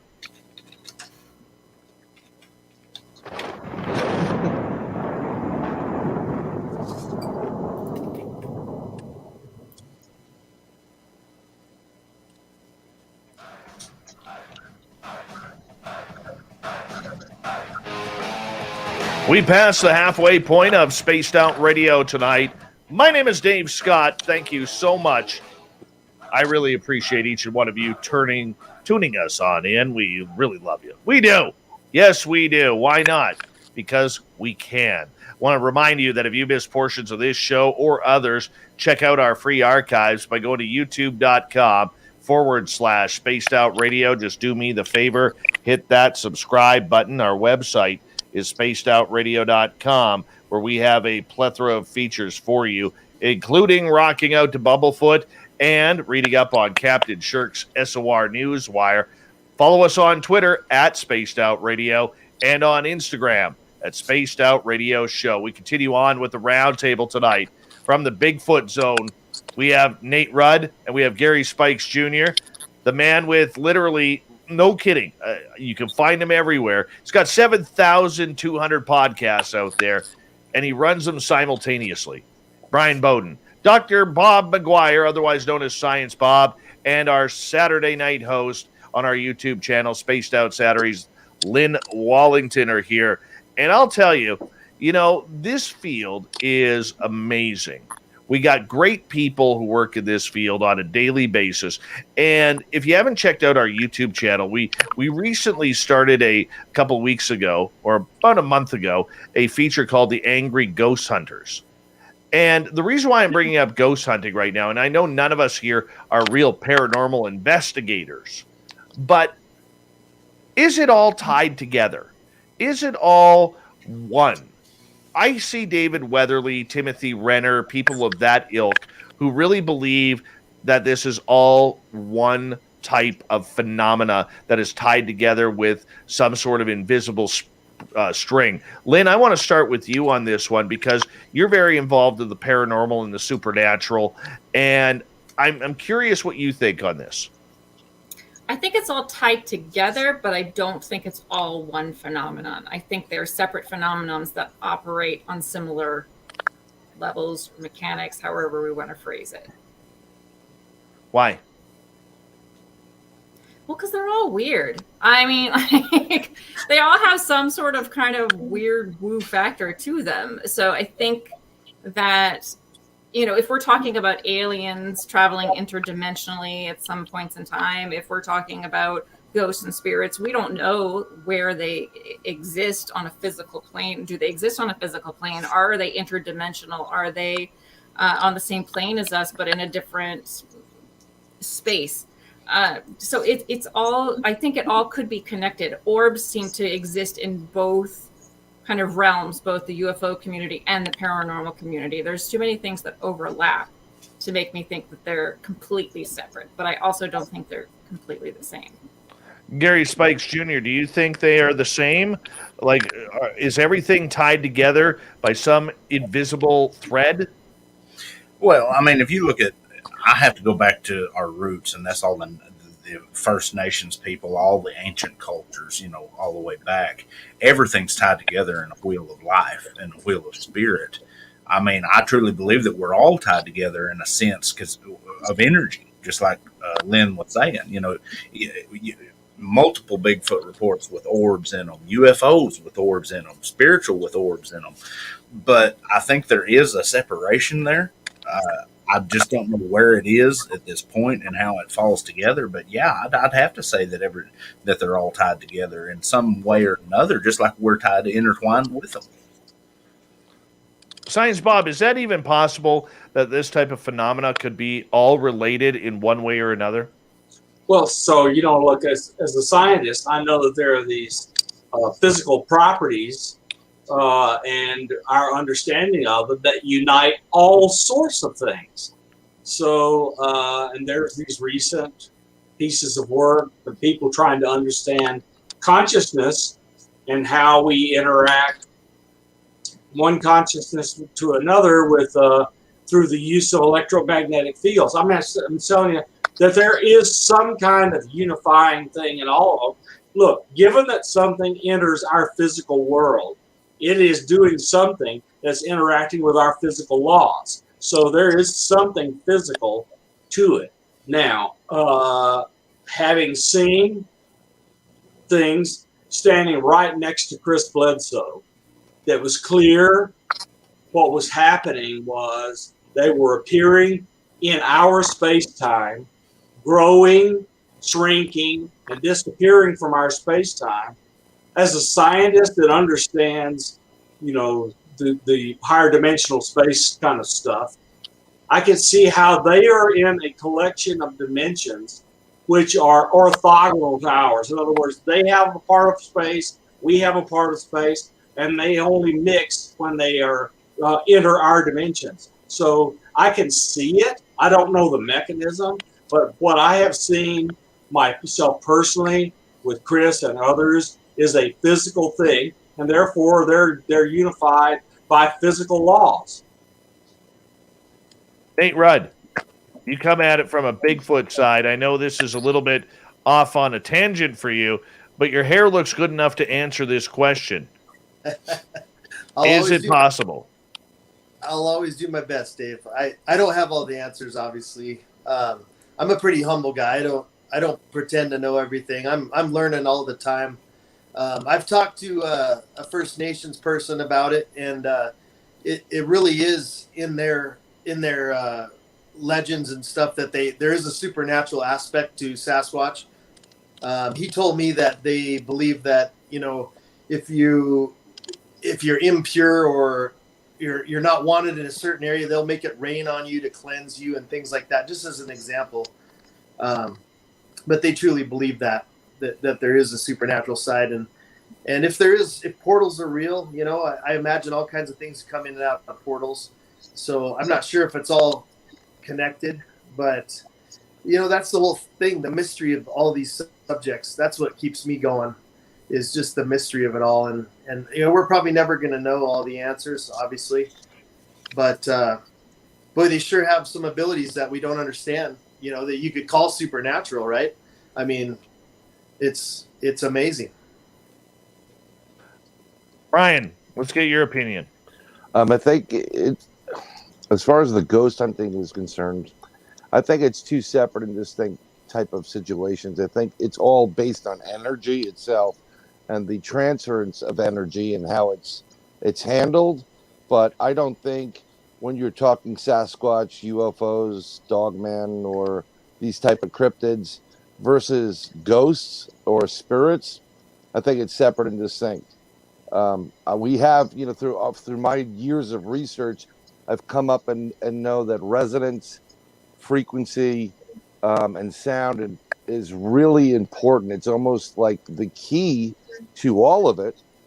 And when you change your vibration, your resonance, your frequency, you seem to get a nice play on that from what you're looking for, including from Bigfoot and ghosts. But they're separate and distinct. Gary, you get the final word. I think Brian hit it right on the head, is manipulating that frequency. And it does all kinds of adverse things for all different kinds of things. I mean, it can, if you manipulate energy enough, you can literally melt rock, And I honestly believe that these things a Sasquatch is one up on us on that energy frequency. For the simple fact, in my personal life, I've been part of the grounded movement now for 5 years. I walk around barefooted 95% of the time. And my life has dramatically changed because of that. My health, my pain levels, being able to feel things on the ground, feeling the energies around me, it's made a big difference. So if you take something that's even more physically in tune with the earth than we are. Yeah, I believe they could manipulate all kinds of things. As on the spiritual side of it, as with any other intelligent form of life, if they are a people and have the mental capacities that we do, they too would be drawn to the supernatural or the paranormal, however you want to say it. So that's where you'd get your reports of Bigfoot in, around areas that's a hotbed of paranormal activity. I like to myself believe that they are two separate, but they're still linked, but they're two separate phenomena. I don't know. I think there is this thread that connects each and every one of the phenomena may be separate, but something is tying together. Too many times, and maybe some of you have gathered reports on this, where you hear these stories of people who are having a Bigfoot encounter around their campsite, and all of a sudden they hear the animals or whatever they are go running off because here come the lights in the sky. We've heard those stories. So that's what makes me wonder if anything is really tied together. I do believe it is, but we'll never know. We will never, ever know. Let's move back to UFOs here as we continue on with the roundtable tonight on Spaced Out Radio. Our panel of Science Bob, Bryan Bowden. We got Gary Spikes Jr., Nate Rudd, and Lynn Wallington joining me tonight on the big show. And when we are looking for UFOs, is UFO research, as we potentially move closer to disclosure, is it even worth people recording what they're seeing anymore? Because through this whole thing, here's what we have seen. We've seen a decline in MUFON. The case numbers may be up, but overall, the publicity, the reporting that people are doing, they're putting it more on their Facebook than reporting it to groups, whether it's MUFON, New Fork, or any other of the organizations out there. Is UFO reporting almost a dead or dying research facility? Bryan. Yes, 100%. Mainly MUFON.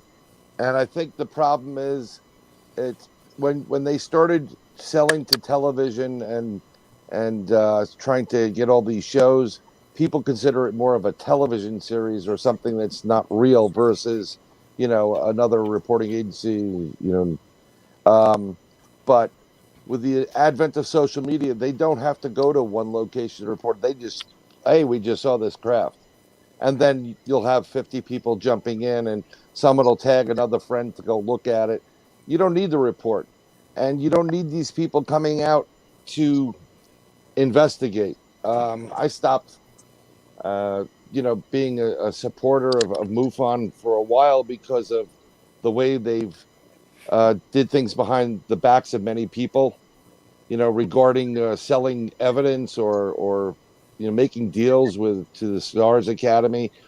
Research should be out there for all of us to, put our 2 cents into and maybe compare what we have to them. And I think people are tired of the non-transparency, so they're just going to leave it.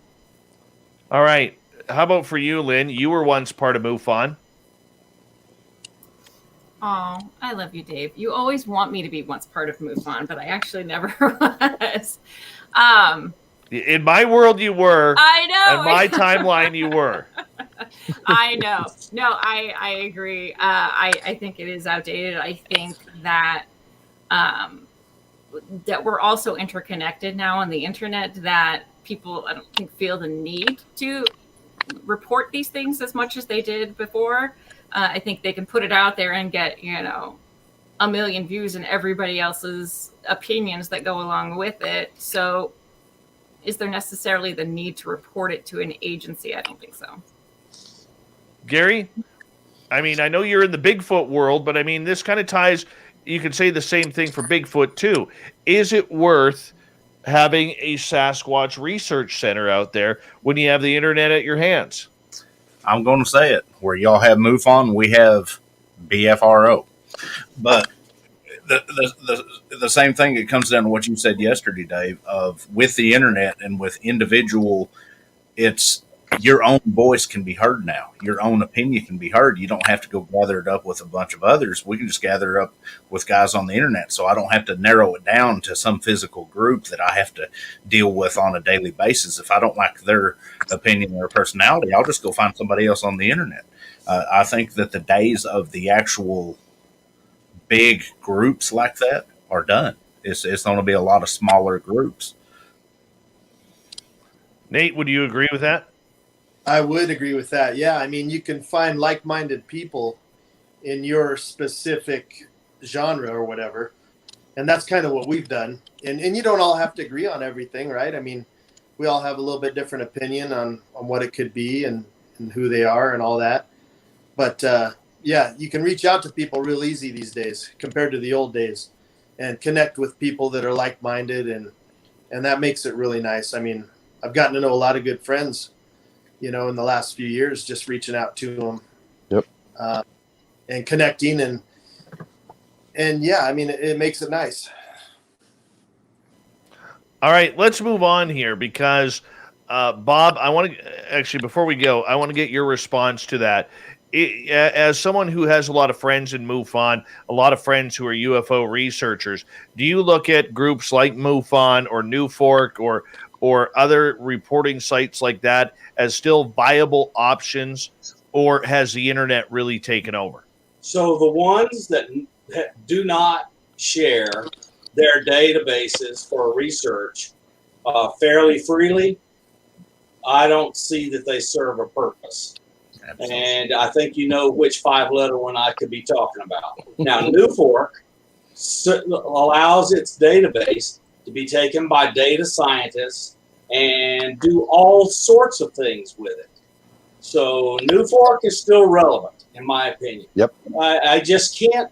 I can't understand the mentality of MUFON wanting to keep its database so tightly held, and then throw up shows where they bring in talking heads that are well known in the UFO community and talk about individual cases where they're trying to make a TV show. It doesn't seem to be a benefit to human understanding of UFOs in general. And given that they are not aiming themselves to benefiting humanity, understanding what UFOs are, they're failing. I think they are too. Em has a question here that she wants talked about here. And the other night when we had Luis Elizondo on the show, there was a comment that he made that after June 25th, we could see in the next 3 to 4 months more countries getting involved and this becoming a very international event on learning about this process. What do you think he meant by that, Bob? I know you were tuned in on it. Do you think that... I heard, so the person asking you the question doesn't quite have it right, so let me say what I heard. I heard when you asked Lou about other countries being involved, he got a big smirk, had a big smile on his face, and he said, wait until 3 or 4 months after. And then accompanying that, there have been all of these kind of rumors, which is mostly what UFO folks have to work on, absent evidence, is the rumors have it that the United States government has been threatened, do disclosure or we're going to do disclosure for you. And so it sounds to me like Lou and Chris have taken advantage of this feelings around the world that it's time to say something. And I think they're using it. And so it sounds to me like there might be a meeting or public statements or whatever, not unlike Greer's National Press Club thing, where a bunch of governments come out and talk about their UFO data evidence. And that seemed to be what he was implying, but he did not say exactly that. It just seemed implicit in what he was saying. Okay. Now, if we bring in Lynn here, who was once never a part of MUFON, all right, you heard the Elizondo interview as well. And I'm curious if you think that this is only a matter of time where we start seeing many of America's allies start to come through and talk about this more openly? I think they already have. And there are plenty of other countries whose governments have already been talking about this for years. So I don't think that that's anything new. I mean, maybe, I don't know. I think we're probably going to be one of the last ones. Like, they're going to be holding out to the end until they absolutely have to say something. But I wouldn't be surprised if other countries would be talking about it before us. See, I'm not sure about that because the allies have been pretty silent. Up here, we recently had, and I was on a radio show talking about this just yesterday or the other day, pardon me, where I was ripping into a CTV reporter up here in Canada who did a 14.5-minute interview with Chris Mellon for Canadian Television News Network. Okay, so CTV is what it's called for our American friends. And in that 14.5 minutes, can anyone guess? Very simple answer here. The answer is no or none. How many questions she asked about what's happening in Canada? What does Canada know about UFOs? The answer, 0. Okay, this is going to be a shocker to everyone, but I agree with Lou Elizondo on this one. Of course she didn't say it because it's always easier to talk about another country than your own. She was the Washington State Bureau reporter for CTV News. Okay, well, come on now. Give me all of the specifics. Okay. No, but I agree with you. And to ignore the topic where for the country that you report on, she was more interested in deflecting from, as she put it, little green men to that she was absolutely convinced that it was Russia or China. Right. Well, the fact that she referred to them as little green men should tell you right off the bat where she stands on the issue. So, again, not shocking that she didn't talk about it. Yeah, with Bryan. regards to Canada. Yep. Well, I think in a couple of months, it's not going to be that our allies are going to reveal the secrets that we have. I think it's something totally different that is going to maybe force the hand to reveal that we do have these craft for military purposes.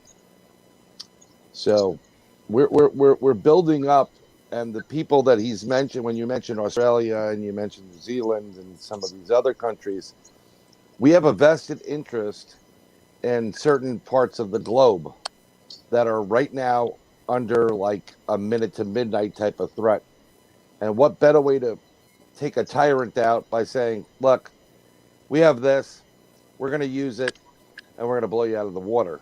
So maybe it's going to be an appearance during a military event or action, and not necessarily Australia saying, well, we have several of these TR-3Bs here, and we're going to show them to you. Well, Gary Spike Jr., let's get you in here. I'm almost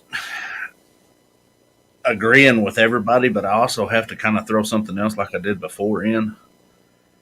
Is there any way, and I'll present it as a question, is there any way that we could be doing this as a conglomerate effort of all the major powers on the planet to bring this stuff forward to defend against maybe an invasion from an extraterrestrial civilization? Yes and no.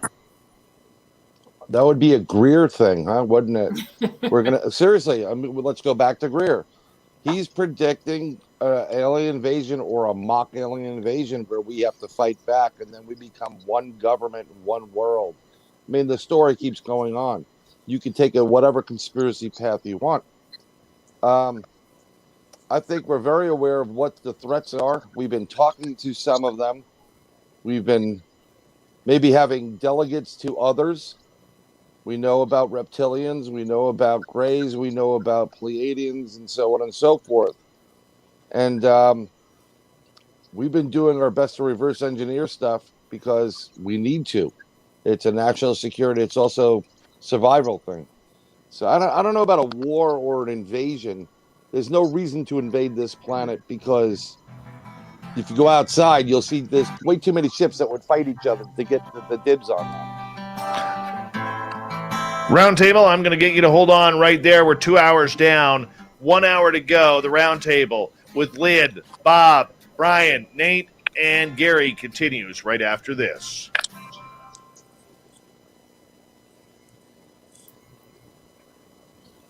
All right. I'm going to step away. You guys chat away. Don't all talk at once. I think definitely, we've definitely got to start hanging around with these folks so we can get our UFOlogy on. You got to get into the UFOs because, you know, when we get reports about Bigfoot, we investigate Bigfoot, which we do a lot.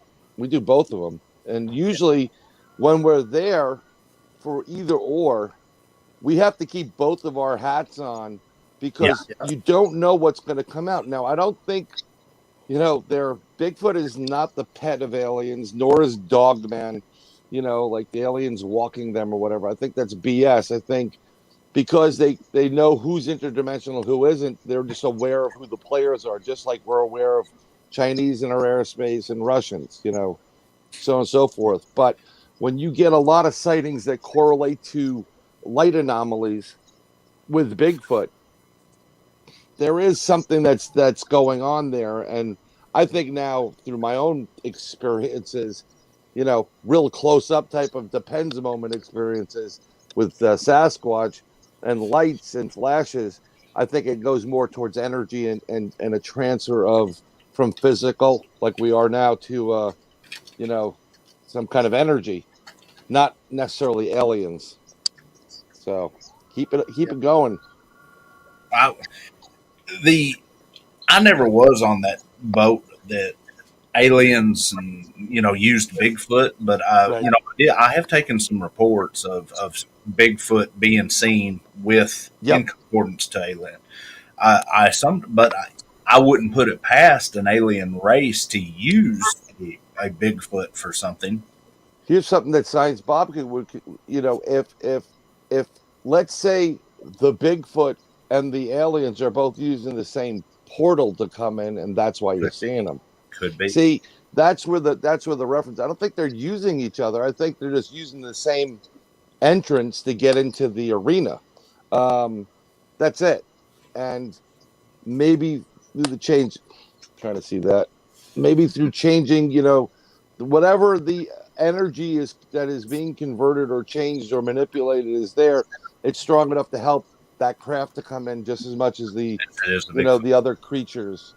I mean, and another thing that we're not even hitting on is that I think when we're playing around with the collider right now, I think that alone is also helping create rips in time and space and different timelines. And I think that's where you get the Mandela effect from. You grow up on one timeline, but when they, you know, after they finish their experiment, you're attached to another timeline that's like, what the hell are you talking about? Darth Vader said, Luke, I'm your father, you know. So it's all kind of interrelated. Just like we was talking about earlier, it's all kind of intertwined via several factors around the central. I mean, we you know, they started ramping up a firm lab again over in Illinois and stuff, right? So what's happening over there is they're having a hell of a lot of these flying humanoid sightings like Mothman. Some people even reporting things that look like pterodactyls. You know, it's very easy if you're unaware that you're creating a rip in a certain dimension or a space before you're playing around with, you know, that's, you know, you get these things coming in and out all the time now. It's funny you say that because this would be right down Lynn's area. We have actually, on the paranormal side here, because my wife is Wiccan also, we have noticed that the ley lines themselves have moved around a lot. And I wonder if that might be from the electromagnetic disturbances from the power grid and stuff. Possibly. But I know also, haven't the, Bob, you can probably correct me on this if I'm wrong, the Earth's axis has slightly changed as well. So that could also affect it. And it's been shown by really good scientists that it's been caused by climate change. So what happens is the Earth's currents, the currents that circulate around the globe, climate change has caused their speed to change. And as these currents changed speed, they tilted the axis. Yeah, we can show how it works. Right, but climate change happens it's an Earth cycle, and it's about every 26. Yeah, but great. Every 10,000 years, you have happened what's happened in under 100 years because of us. Yeah. Now, hasn't the Earth flipped axis once before? No, that's the magnetic poles. They swap. The poles change. They swap a lot. Yeah. Right. But the Inuit are the ones that have noticed it right off the bat, because this is their world. It's kind of like, when you come into someone's house, you move like painting right behind Lynn. You just, she's going to notice that it's been moved because that's her space.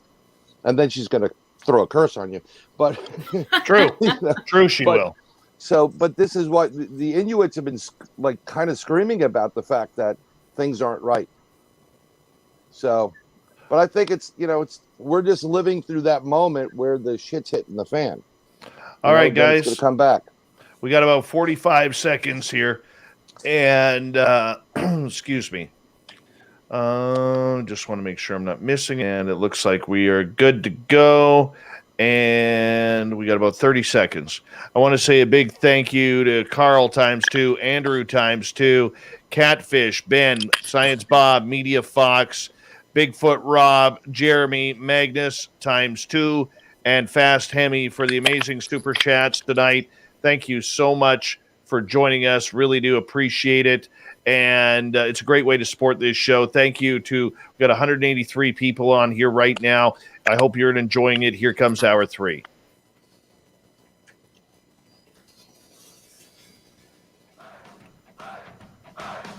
Would you like to connect with us? Head to spacedoutradio.com for all your latest show info. Now, back to Dave Scott and SOR. Here we go with the third and final hour of Spaced Out Radio tonight. My name is Dave Scott. Thank you so much for taking the time to join us. I really do appreciate earning your listening ears wherever you are on this beautiful planet we call Earth.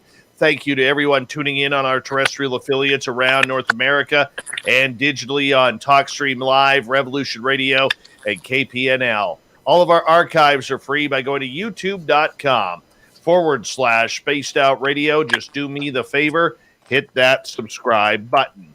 The Desert Clam has set the password for tonight in the SOR Space Travelers Club. Ekphrasis. Ekphrasis is your password.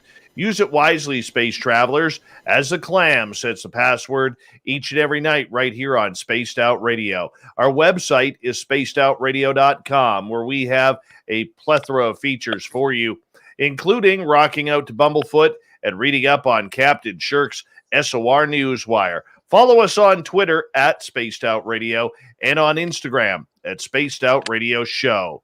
We continue on with the Roundtable tonight. We have Gary Spikes Jr., Bryan Bowden, who literally hosts about 17,000 podcasts, Science Bob McGwier, Nate Rudd, Bigfoot researcher out of the state of Washington, and Saturday night host here on our YouTube channel, Spaced Out Saturdays, Lynn Wallington. And I want to talk about Jeremy Corbell and George Knapp. Recently, they have been the faces of releasing a lot of big news with a lot of big videos. And I don't know how they're getting these videos. Obviously, sources way above them are releasing these to them. And I'm wondering, at the beginning of this, if we go back to 2017, what we heard Leslie Kean and Ralph Blumenthal breaking the news in the New York Times. Then George Knapp takes over. Then Luis Elizondo takes over. And now we're back to George Knapp and especially Jeremy Corbell. Is there a pattern here that anyone is noticing? Lynn, we'll start with you in regards to how this information is getting out. Yes, it always comes out in very shadowy, mysterious ways. And that's why I'm always wanting to know, where's the proof? How do you back this up? So, yeah, of course, there's a pattern to it. Is it Bob, is it about friendship? Is it about trust? You played in that shadow world before. 27 years of it. So look, what we're seeing with with Knapp and Corbell is really different, because a few hours after they release something, the Pentagon comes on and says, oh yeah, that was us. That was our Viper team or our Snoopy team. And they took the video and the audio and yeah, we know them. It's them. It's us. Those things were unknown. That is really different. So what does this say? This says, I think this is a planned release. And they have picked Corbell as the person they're going to feed stuff to, because Knapp can get it on mainstream media and so forth, and he's been successful. And then the Pentagon comes out and says, these are real, these are ours. And I think we're being slowly prepared for whatever is going to happen when this report comes out. I don't believe any of this is an accident. Okay, but let me ask you this. Do you think, Bob, that Jeremy Corbell, considering his mentor, George Knapp, is really trying to, keeps the reins tight on him a little bit? All right. Do you think that Corbell is the new younger face of the franchise in releasing this because Tom DeLonge blew it when he had his opportunity? I think Tom DeLonge blew it, but I don't know the answer to that question. That is a plausible explanation for what we have observed. But I know Tom DeLonge blew it when WikiLeaks published the emails between Tom DeLonge and John Podesta naming General William McCaslin as the holder of the core secrets. That was the end of Tom DeLonge having full-blown trusted access, in my opinion. That's my opinion. All right, Brian, what's your thoughts? I don't think it's planned, and I don't think it's initiated by people within the government to say, "Hey, we have UFOs." There's been a lot of hacking going on, and no one's really been paying attention to that. And a lot of strange stuff, like solar, observatories going down and being blocked out and stopped. So I think some of these guys are using some of these events to acquire some videos to send out. It's startling for those that see it, but in the real end of the unless we get like what you were saying before, like right angles, and you see more type of entities in these craft, it just looks like a drone really flying in the sky. It's nothing really magical, but I think this, if they start putting out some better videos, then it could get very interesting. These are just, I think it's just they're feeding them some stuff. It's not, I don't think it's organized. Well, that actually brings up a good point, because when I talked to Elizondo the other night, he does believe that there is a video coming out before June 25th that will really make people open their eyes to the phenomena. I hope so. And I hope it's not in some sort of FLIR type camera. I hope it's not from a gunship camera, like the nose cone of an FA-18 Super Hornet from their radar. I want to see something clear. I want to see a black triangle clear that one of these fighters tries to get close to. That's what I want to see. Yeah, I agree with you. I mean, again, when you're talking about all these, the films that are coming out, and you're seeing the gun camera footage, there's better resolution than that gun camera footage when they're shooting it. They just haven't released that, and you can see some pretty intense stuff on that.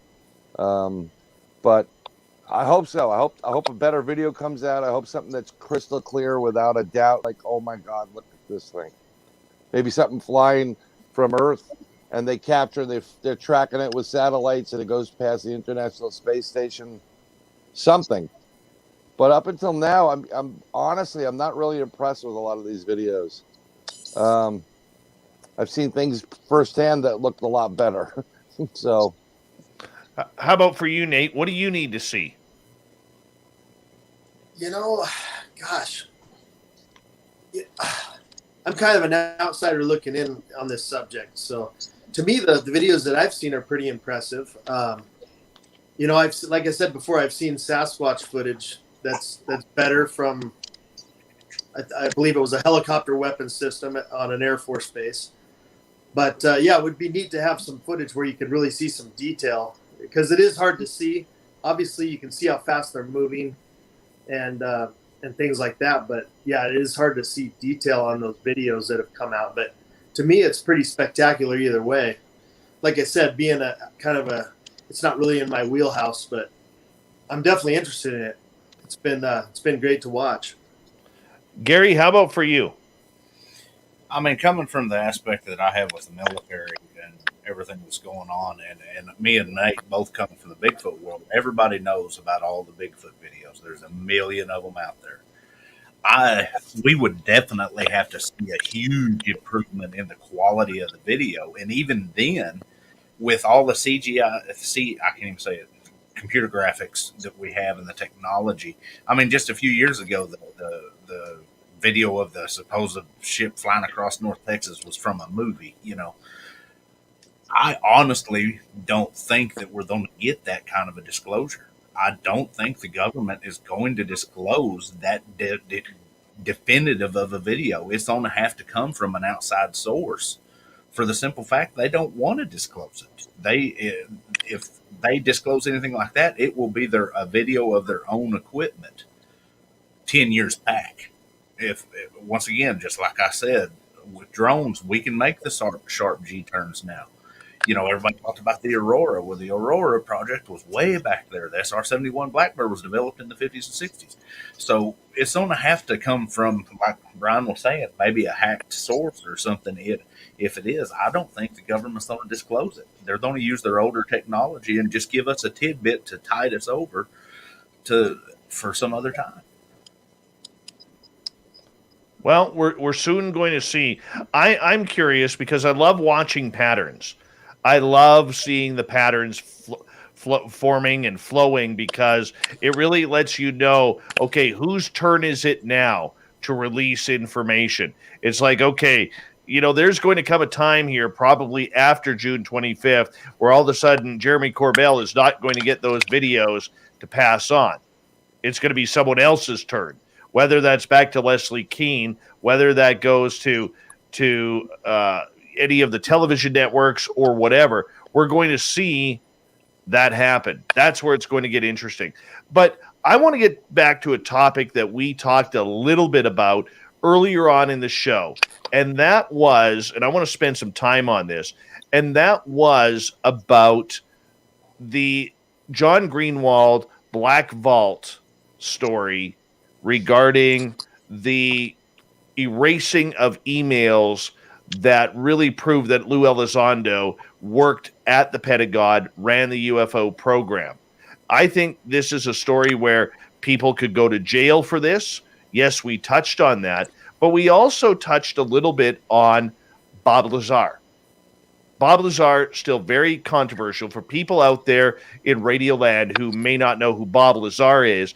Back in 1989, he came out publicly saying he worked at a base at Area 51 called S4, where he was reverse engineering alien technology. And that is something where I'm very curious about, because nobody can find any history on Lazar. Is there any pattern here, Science Bob, that you are seeing with these people who are anti-Lou Elizondo at the Pentagon, maybe trying to wipe out his credentials? And does it give Bob Lazar and his story a little bit more credence? I don't know what relevance it has to Lazar, but I see a pattern of trying to undermine Lou Elizondo's reputation. I believe that he is currently very capably fighting back with really good help. Now, there's just one thing that every time Bob Lazar is brought up, I mention. And what is that? Did he have access to S4 Area 51 enough to know anything? And the answer to that is absolutely yes. What did he know? He knew enough about the goings-on inside that base to bring dozens of people into the desert out around Area 51 and show them the flights. They videotape the flights. John Lear, a bunch of others. You cannot take that away from Lazar. Whatever else he said, Element 115, how they work, I don't know about any of that, but I know you cannot take away ironclad proof that he knew stuff that was classified that went on inside there, because he could predict the testing times to the minute so that people could video them. That is very true. That is very true in regards to that. And you know, Gary, let's get you in here on this one if you don't mind, because I'm very curious. You know, you are a someone who has read up on Lazar. You've kind of looked into this. What do you think? Do you think the scrubbing or the potential scrubbing of Luis Elizondo's files from the Pentagon, or the emails from the Pentagon, pardon me, let's get it right, that this could show some relative patterns here with the Bob Lazar story? No, definitely. I mean, I mentioned it earlier about it coming straight across, and it's a pattern that you not only see in this world, we're seeing it in the political world. I honestly believe that it definitely, to me personally, it gives a lot more credence to Bob Lazar's story, because we are seeing it happening again with Lou. I just pulled him up. I hadn't been keeping up with Lou Elizondo. I'm gonna have to do some reading on him, because he's definitely got the credentials. I honestly believe that when it comes down to it, that they're going to figure out a way to hush him. And I don't think I think he's went too big to do it in a negative, how would we say, a physical way. But they're going to ruin his reputation, and I'm surprised he's still with the DOD. Me too. How about for you, Nate? Have you ever looked into the Bob Lazar story? No, not really, Dave. I've seen a little bit on TV and stuff over the years, but I don't really know that much about it to comment too much on it, honestly. Okay, well, we appreciate the answer. Your hair looks fantastic, by the way. It really does. It really does. Lynn, for you, I know you look at things with a critical eye because you never were in MUFON, but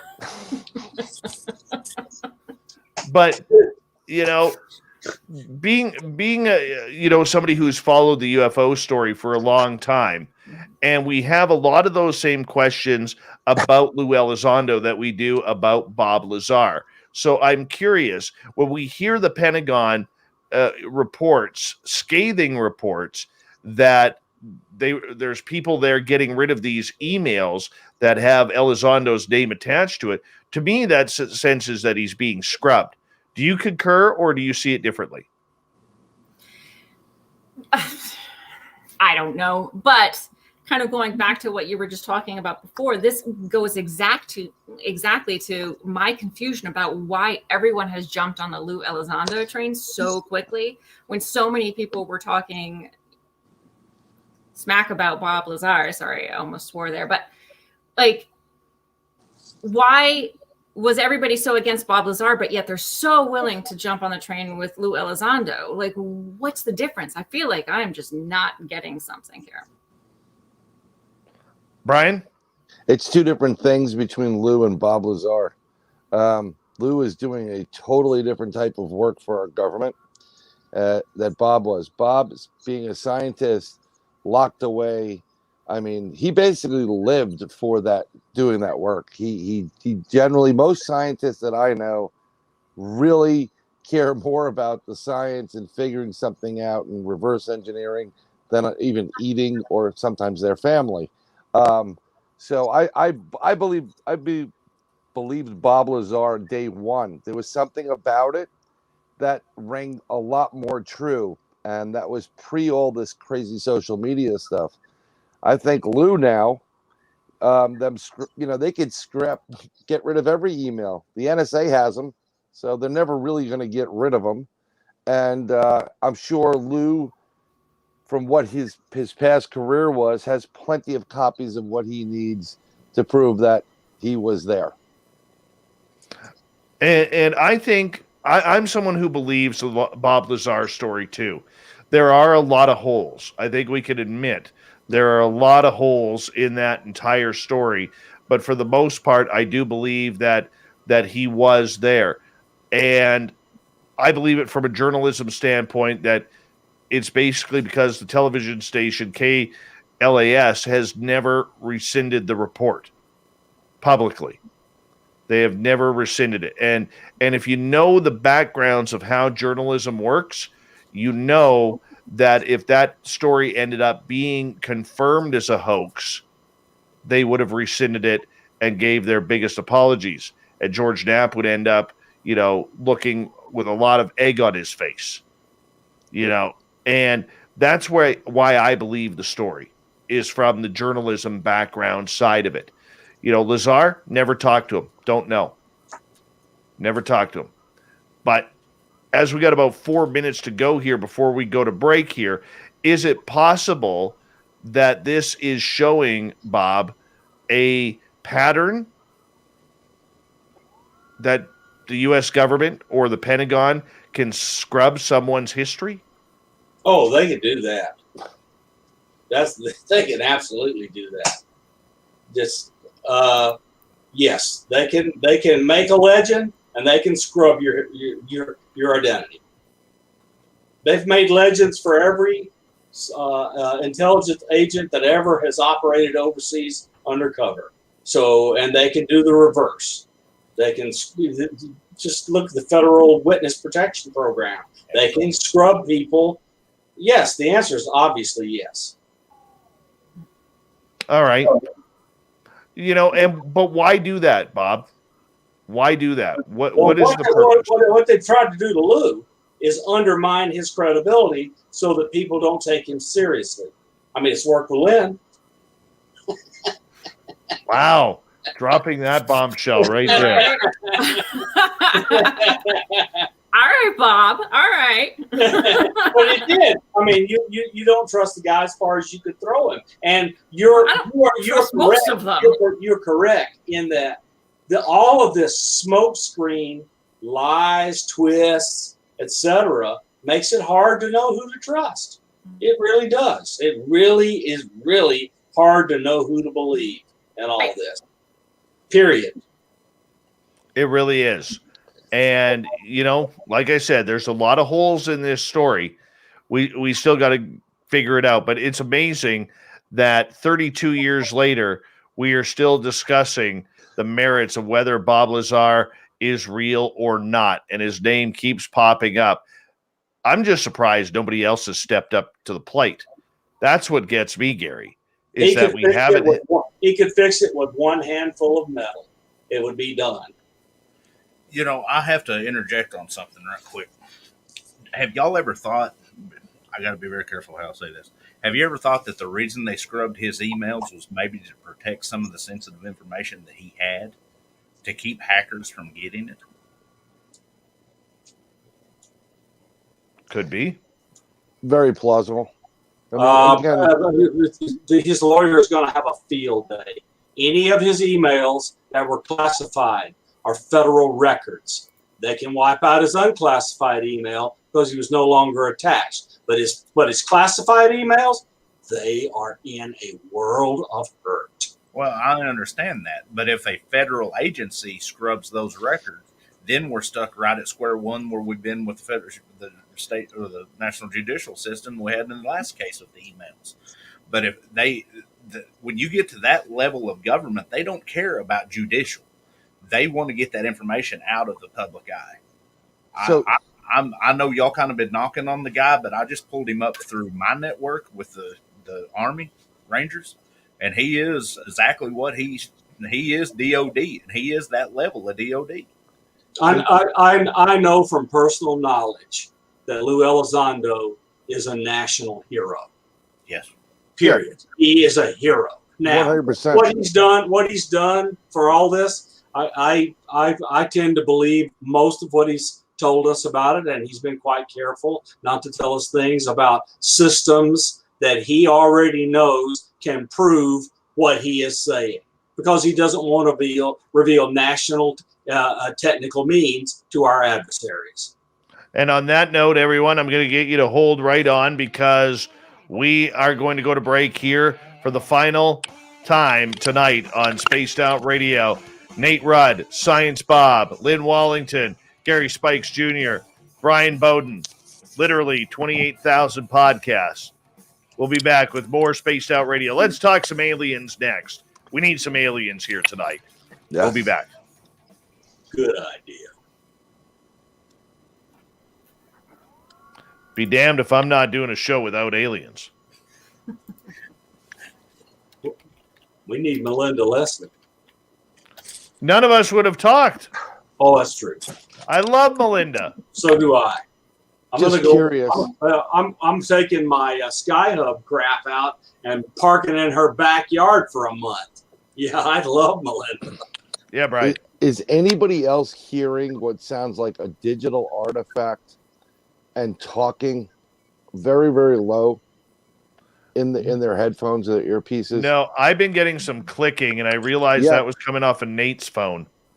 No, I was getting clicking, but I also got like almost like the type of artifacts you'd get from like a ham radio, like you know how it. That's the reason you've seen me muting in and out to see if it was me, because I've got storms going on here. Okay, because I'm hearing like it's like sci-fi-esque type of sounds, and you know, almost like I'm hearing it right now. There's something's ramming. I heard that. It's almost like a hard drive.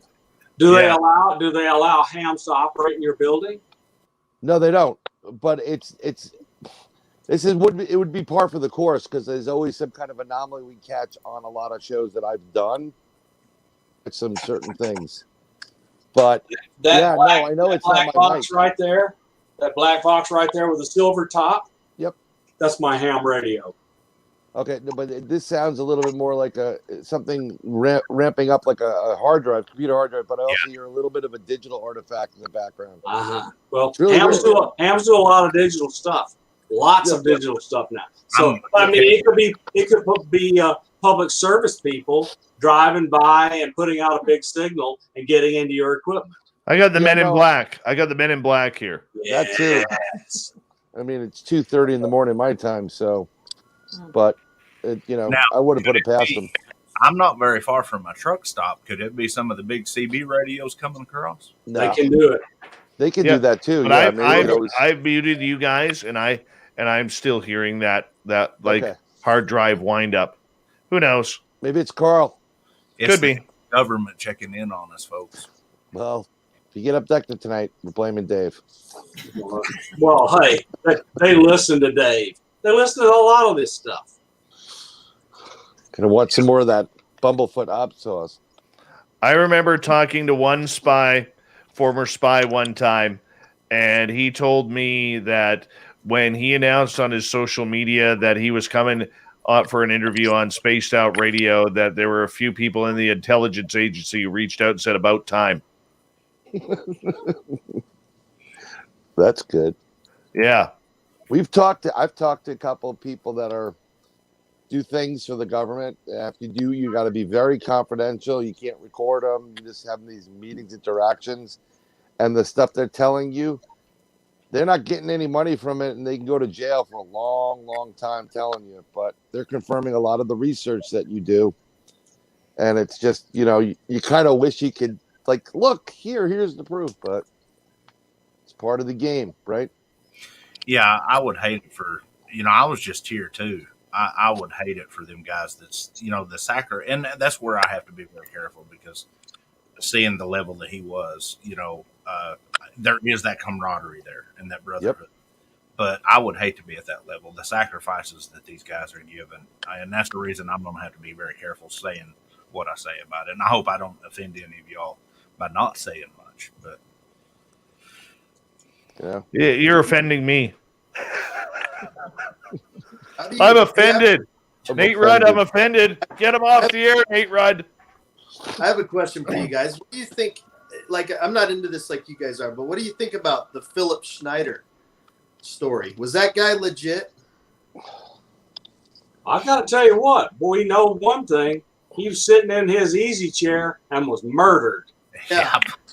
Yep. Yes, he was.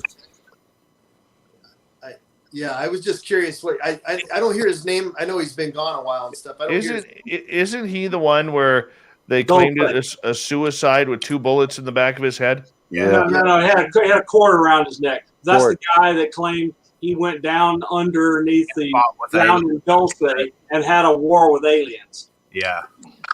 But and here's my whole deal though. How do you now the hand that could be done in a saw accident, but the scars across his belly that was done with a blade or something. And I don't see anybody standing there and taking that kind of. And I've got a lot of scars across my chest from surgeries.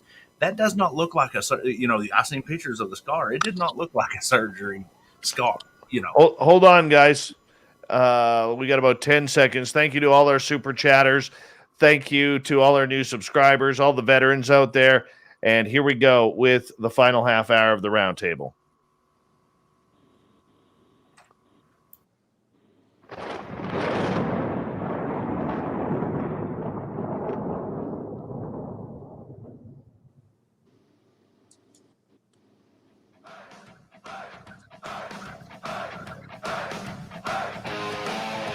We've rounded third. We're heading for home tonight on Spaced Out Radio. My name is Dave Scott. Thank you so much for taking the time to join us. We really do appreciate earning your listening ears. We want to remind you that if you've missed portions of this show or others, check out our free archives by going to youtube.com/Spaced Out Radio. Just do old Davey the favor, hit that subscribe button. Our website is spacedoutradio.com, where we have a plethora of features for you, including rocking out to Bumblefoot and reading up on Captain Shirk's SOR Newswire. Follow us on Twitter at Spaced Out Radio and on Instagram at Spaced Out Radio Show. We continue on tonight for the final time with our panel on the Roundtable. We have Gary Spikes Jr. We have Saturday night host for Spaced Out Radio on our YouTube channel, Lynn Wallington. Bryan Bowden is here. Literally, he has I've lost count of how many podcasts he has. Nate Rudd, who is a Bigfoot researcher out of the state of Washington, and Science Bob McGwier from Science Bob and Friends. Let's get into some aliens. You never go wrong with a little aliens in your diet. You really don't. But the government, Lynn, has really stepped up through this entire process to really segregate aliens from what they are seeing with UAPs.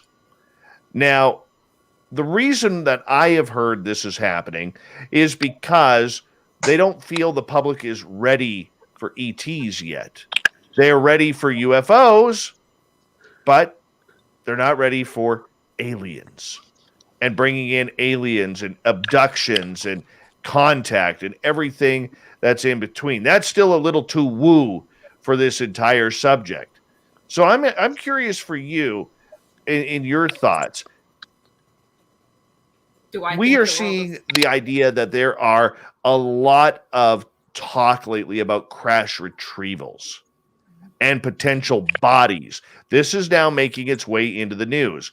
Are we getting closer to actually talking aliens about this subject, or is that still something that is going to be pushed far off to the side, in your opinion?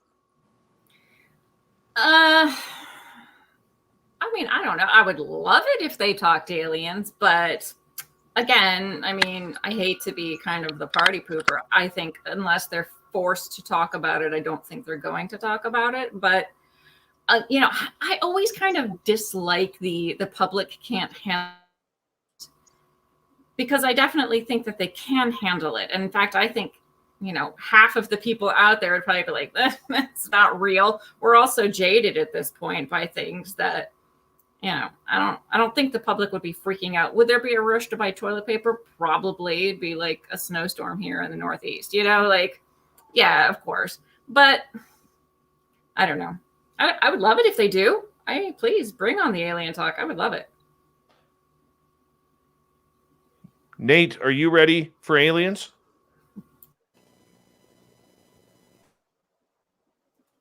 Oh, I got you on mute. Hold on 1 second. There you go. Sorry, go ahead. No problem. I was going to say, yeah, I'm ready. I'm ready for anything like that. I can handle it. What makes you ready? I don't know. I mean, I already believe they're real. I already believe they exist. So it wouldn't be a shocker to me. You know, I'm not detached from it like a lot of people. So to me, it's something that's possible. So wouldn't be a big surprise to me. That's because you can brawl with them. You're ready to brawl with them. You are. How about for you, Gary? What's your thoughts? I mean, how long can we separate UFOs from aliens in this disclosure movement?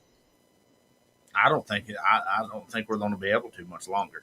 I'm one of the believers. I'm not in the UFO community like a lot of folks, but I truly believe that aliens and extraterrestrial beings have been here for off and on this rock for thousands of years.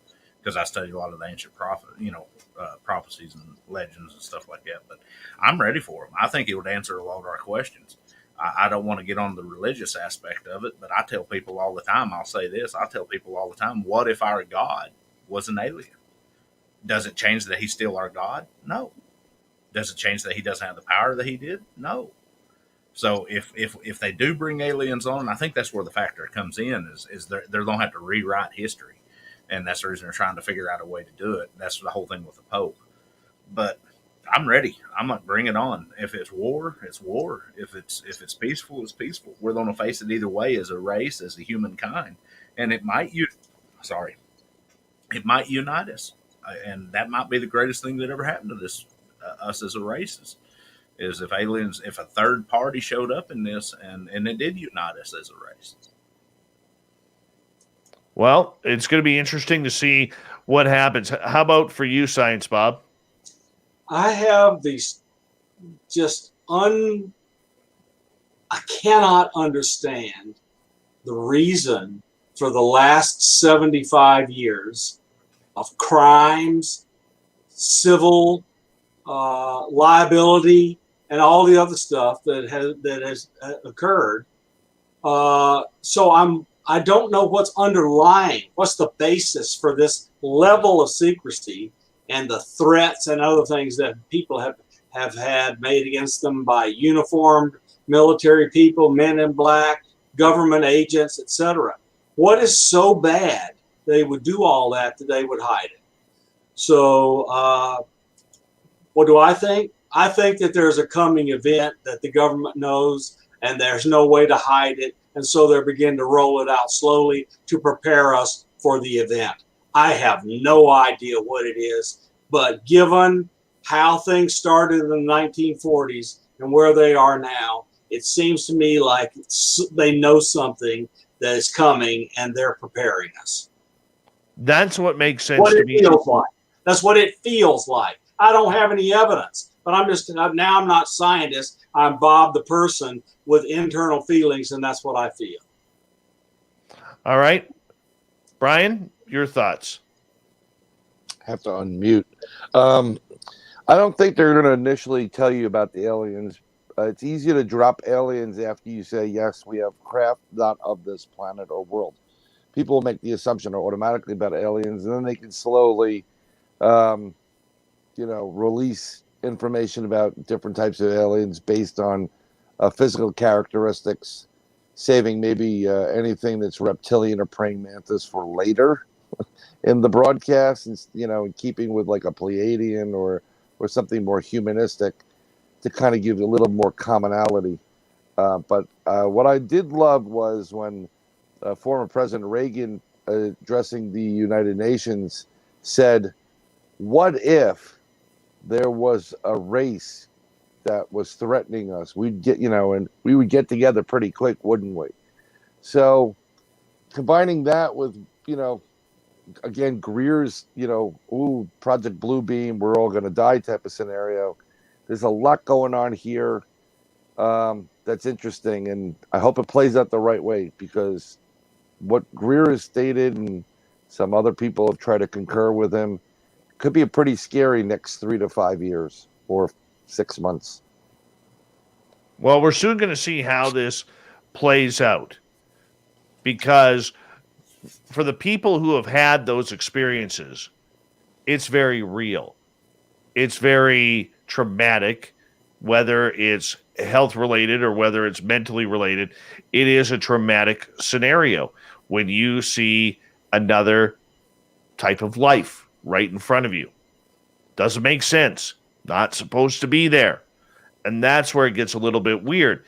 I mean, at some point, Lynn, do you see the fact that we are going to have people who are experiencers? Maybe it's the late Dr. Edgar Mitchell's Free Experiencers group starting to make a push towards the fact that this is happening, this is real phenomena, and we need to address it along with the UFO story. Well, I think people have been saying that all along, so I don't think that would be anything new. I think what it will take is for the general public to be pushing for that as well, because the UFO community has been pushing for that all along. So that wouldn't be anything that they haven't been doing for the past, But what I'm 34 saying years. though is making a it's different to make a hue and cry on the internet, on a website. It's a much different thing to get in front of the cameras, hold a press conference or something along those lines. Get on CNN, get on Fox, get written up in the New York Times, where it starts to get real at that point.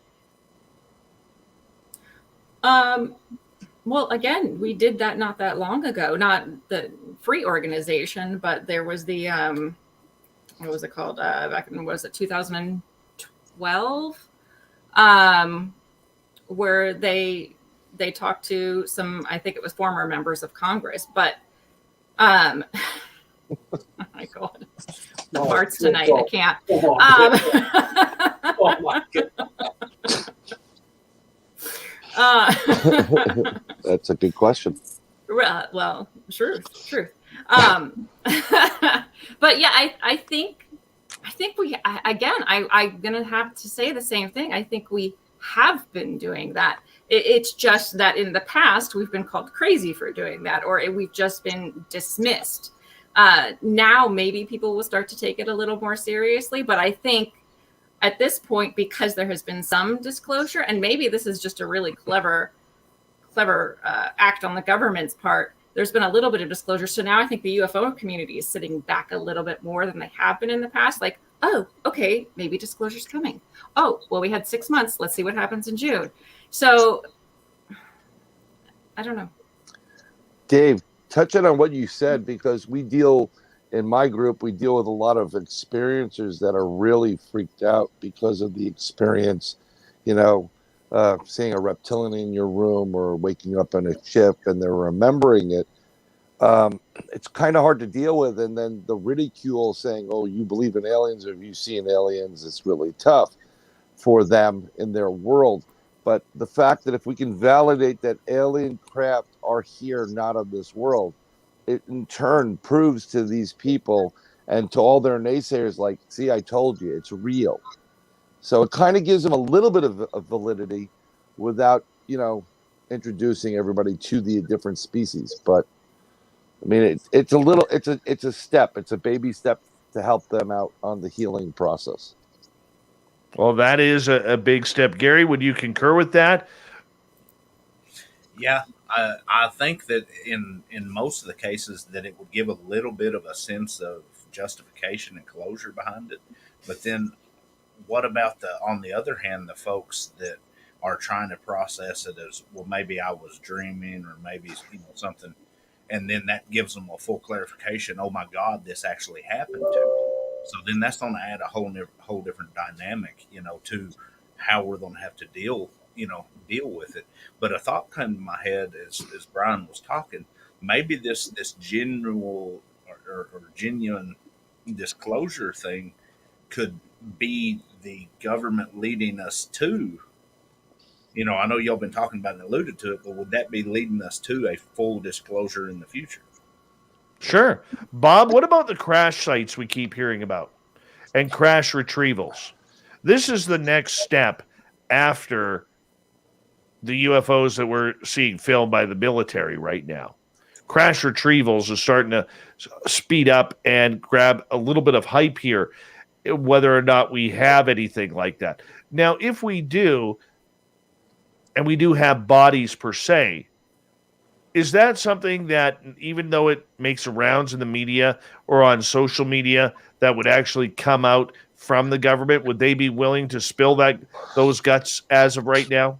I'm not sure that the government has any of that stuff in their possession. You heard Senator Harry Reid and many before him say that he tried to talk those who had access to getting him into Lockheed Martin and other places that had access to all the materials so that he could see it and he couldn't get in. So if it's in private hands, the government doesn't have complete control over whether or not it's seen. Would they tell us that they have things? I just don't know, because I think there's a lot of things that were done in the past 75 years that are not really that good in order to maintain the secrecy. And I just don't think we're going to see much of that. Let me ask you this then, Bob. What kind of secrets do you think are being covered up? I know it's a hypothetical question, but what do you think's being covered up that they do not want to get out to the public? Their actions, their illegal or semi-legal actions. But give me some examples. Is it Roswell? Is it Kecksburg? Is it the Phoenix Lights? We have nonstop stories put together by very credible people from very, very good researchers that tons of threats were made. Tons and tons of threats were made against the people in and around Roswell that saw all sorts of things. And those things are crimes. Well, as Jenny says in the chat room, we didn't react too well for War of the Worlds. Yeah, but we're not in the 1930s and Orson Welles is dead. And another thing is, going with what Bob said, if you find out the government's been lying to you about these things, then what makes you want to believe what they're telling you now? And given our current situation, and I'm saying that, wouldn't that make people say, well, why wouldn't they lie to us about X? There's a lot of things that they've you got to keep on the, I guess, down low. Otherwise, you can't have anarchy when people are questioning, well, they've lied about aliens all this time. What else are they lying about? And then we don't even need aliens to know that they do things. I live in eastern Alabama. 20 miles to the west of me is Tuskegee. They experimented on human beings with 100%. syphilis and other diseases in Tuskegee. We don't need UFOs to know the government can do horrible things. We already know from all sorts of disclosures that people were unbeknownst to them, injected with psychedelic drugs. The bad things have been done. I don't think they're going to trot all that out. Gary, your thoughts? Why'd you have to bring me into this? Well, because you're that guy. You're that guy. In times of darkness has to prevail to let everybody I appreciate. can barely hear you, my friend. Can barely hear you. In times of darkness has to prevail for people to appreciate the light. There are certain things that we do in the government that the government has to do. And I don't agree with hardly any of it. But they're doing things that we don't need to know about. I'm going to have to play the role with, I'm going to stick with it that the full disclosure would be the worst thing that would happen. I have to agree with Brian that it would be total anarchy. It would be total civil war. I'm going to have to stick with that. But why? Why do you think that?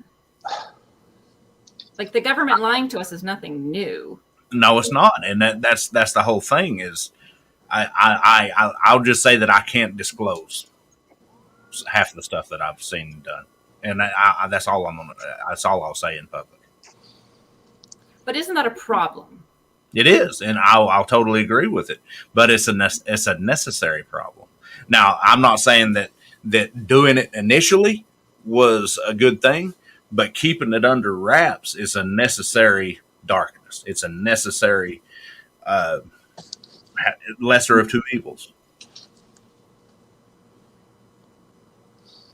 Preparing us for a narrative does not necessarily require all of that stuff come out. So if we're about to be visited, and everyone's going to see it, why do we need to be told there were crash bodies and people's rights were clobbered and people were murdered or whatever? I mean, to prepare for one thing, you don't need to know the old thing. That is the kind of decisions that I think will likely be made if there is some new thing that we know is coming and we're just about to be told it. Yeah, and I agree with that. I think if they want to disclose the ships and the aliens and the bodies, that might be pressable for what's happening. But we don't need to dig up what the government did in the 40s to get ready for war. You know, that let them demons lie, because we did stuff in Bosnia where I was at. There was things in Bosnia that I don't even want to think about. You know, I'd rather face a Bigfoot as to go back to that, you know. And there's a lot of guys, and Elizondo might be, you know, as much as that guy knows at the level he is, I would not want to go to bed at night. No, if he knows exactly what y'all said, he knows. Just think of what it's doing to his conscience as a human being. Well, we are under 1 minute here until we ship off for the night. And I want to say that this has been a great panel, a great discussion all night long here on Spaced Out Radio. And I really do appreciate each and every one of you coming on the show and discussing it. Gary, thank you so much for your first time. I thought you were great. Your hair is nice and tight on the sides. Appreciate that. Yeah, Bryan Bowden, I know you're probably going to make about 17 new podcasts just out of this episode right off the bat. So we appreciate you. Nate Rudd, I know you're heading into the forest soon. I wish I could be with you, man, because you're just south of me in Washington State. But hopefully that border opens up soon. From the Saturday Night Chair, Lynn Wallington, you're a great part of Spaced Out Radio. Thank you for everything that you do. And Science Bob McGwier, I tell you, it's always a pleasure to have you here. And it's been a great, great night of conversation. Where do you stand on the UFOs? Remember, June 25th is coming up very, very fast. Whether or not you are a fan of UFOs, I'm going to ask you one thing. Pay attention, because we don't know what's coming down the pipe.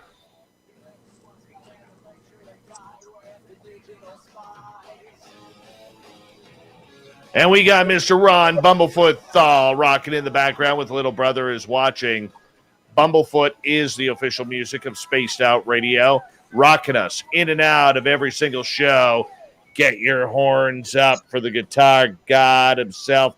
Special thanks to everybody listening in at home, at work, in your cars, wherever you may be. Thank you to everyone in our chat rooms tonight on YouTube, Twitch, LGAP, Revolution Radio, Facebook, Spreaker, the Space Travelers Club, and all the snarkers and snarkettes at hashtag Spaced Out Radio on Twitter. Remember, this show is copyright by Spaced Out Radio and SOR Media Ventures Limited. Thank you so much for choosing to share your evening with us, because together, my friends, we own the night. Mr. Bumblefoot, we need a favor. We need you to take us home.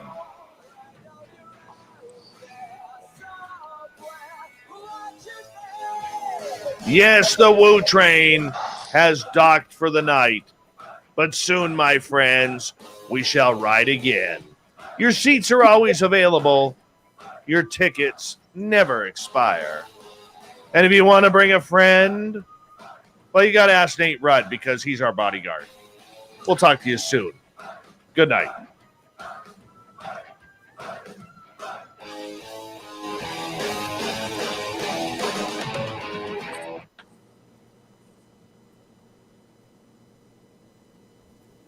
We're good.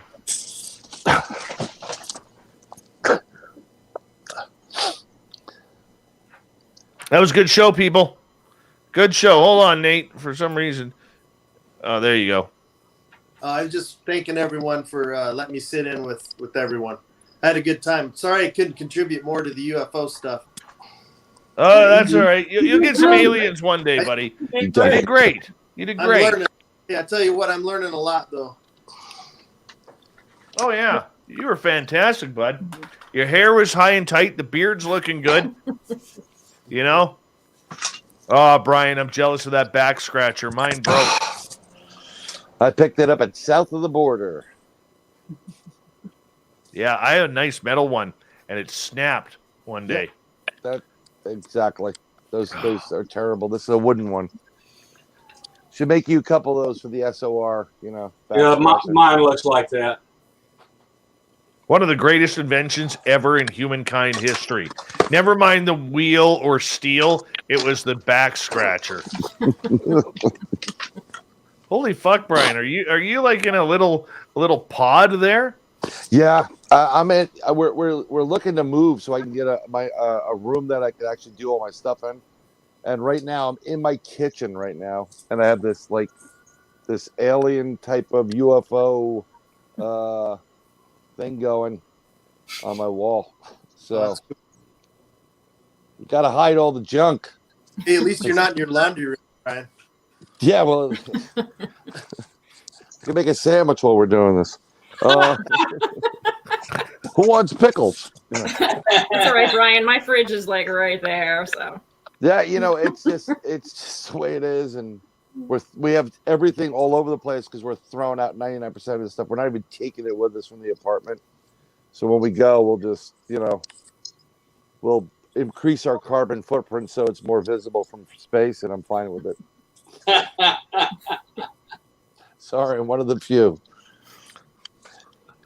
What I'm just gonna say that I got a nice studio, and I'm gonna leave it at that.